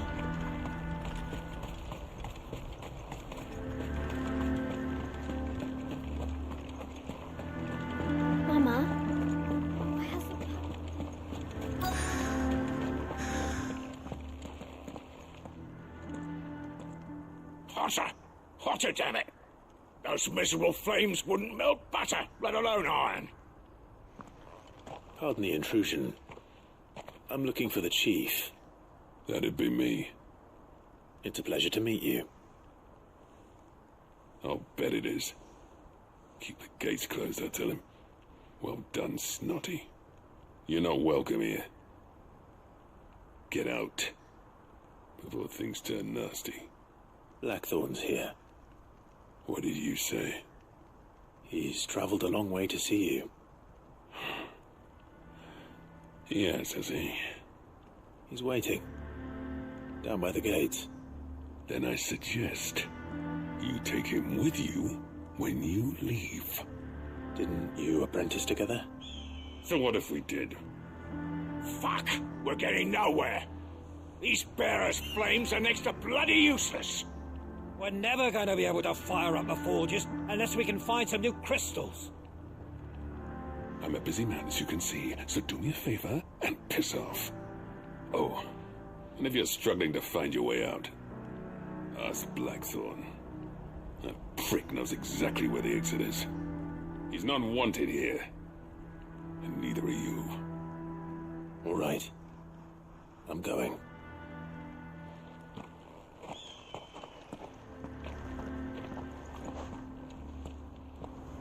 Please, Chief, we've got to do something.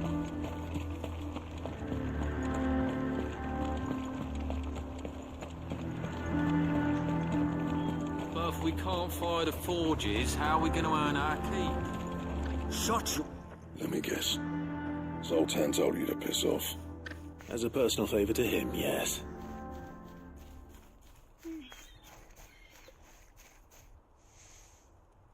Well, at least he didn't beat about the bush. There'd be no talking him round. Not after what I did.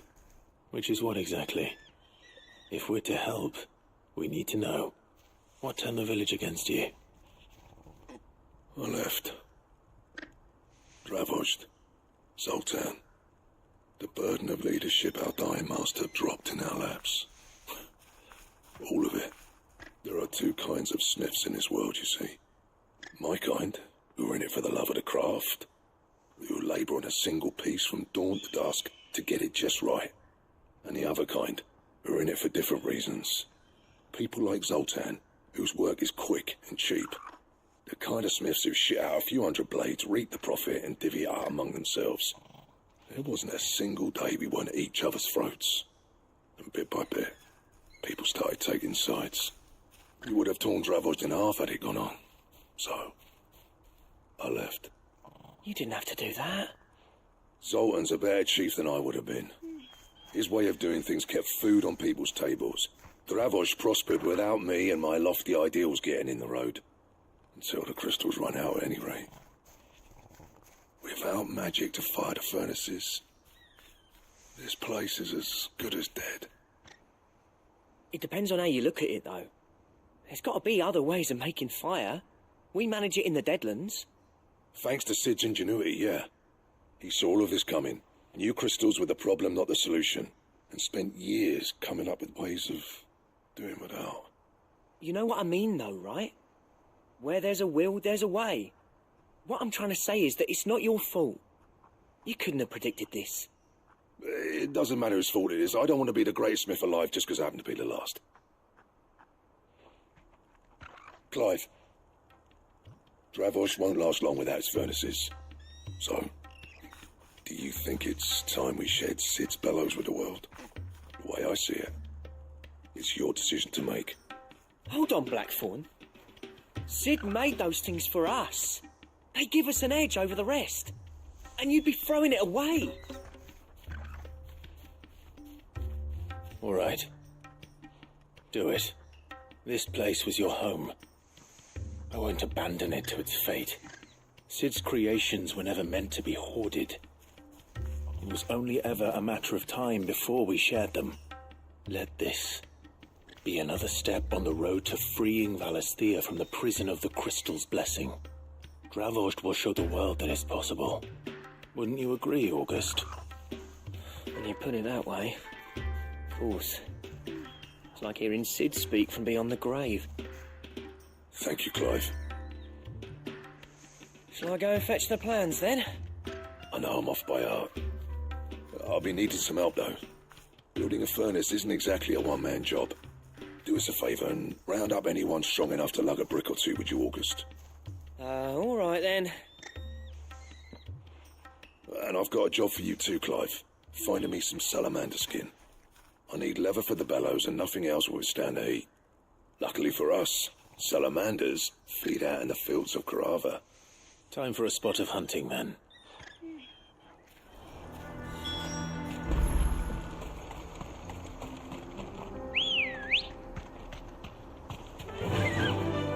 Faster!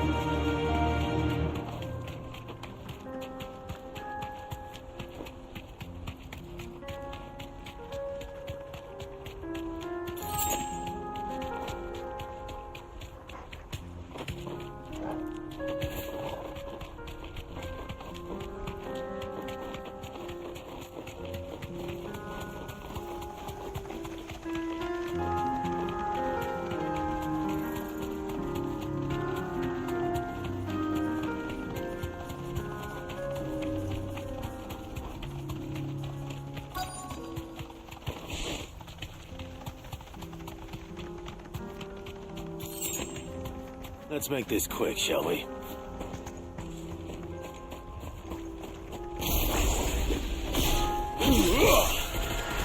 Go for it!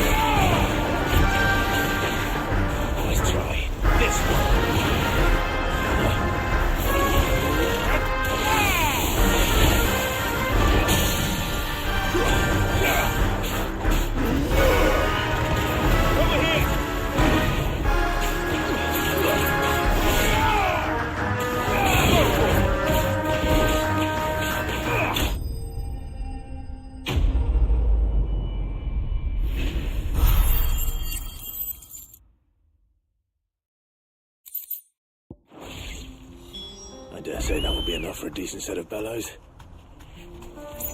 Come on. Fly, Ambrosia.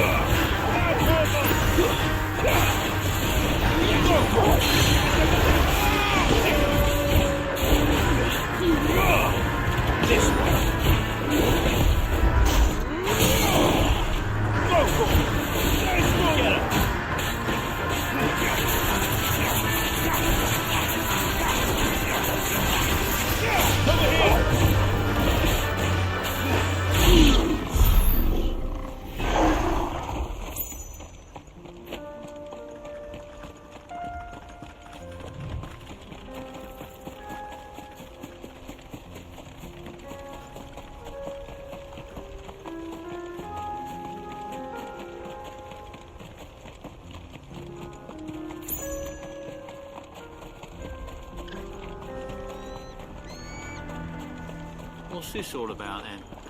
Don't know. Any trouble finding the skin? Nothing I couldn't handle.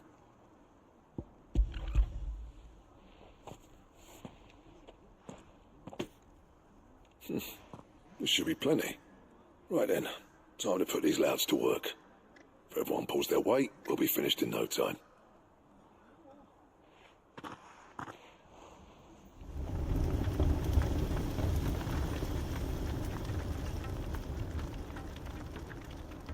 Well, I'll be damned.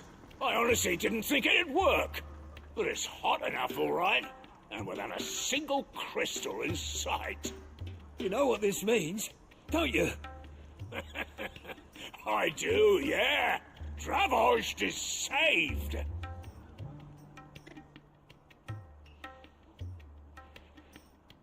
Sorry about earlier.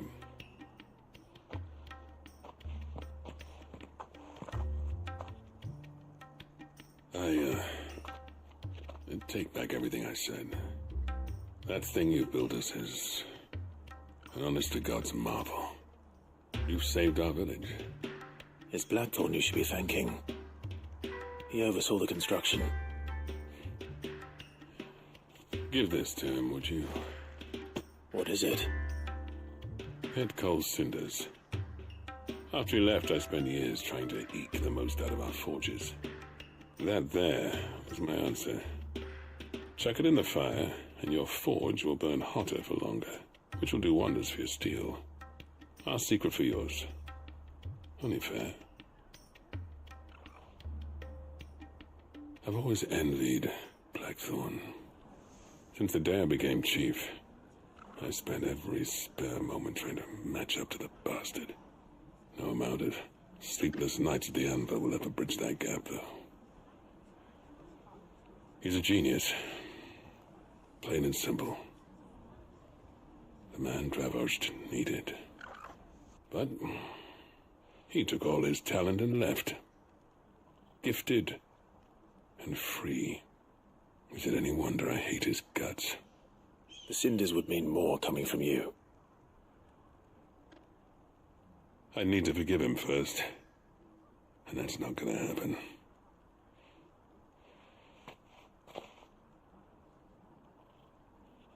Well, you know what they say. Oriflamme weren't built in a day and all that. These things take time. Especially when they involve two geezers who hold grudges tighter than their hammers. But what matters is, Blackthorn's got that twinkle back in his eye. And I'd call that a job well done. So would I. I reckon he's going to be at it a while yet, though, so why don't you head off without us? I'll see that the old git gets home safe and sound. See that you both do. I'll save the cinders till then. All right. It'll be a nice little surprise for him.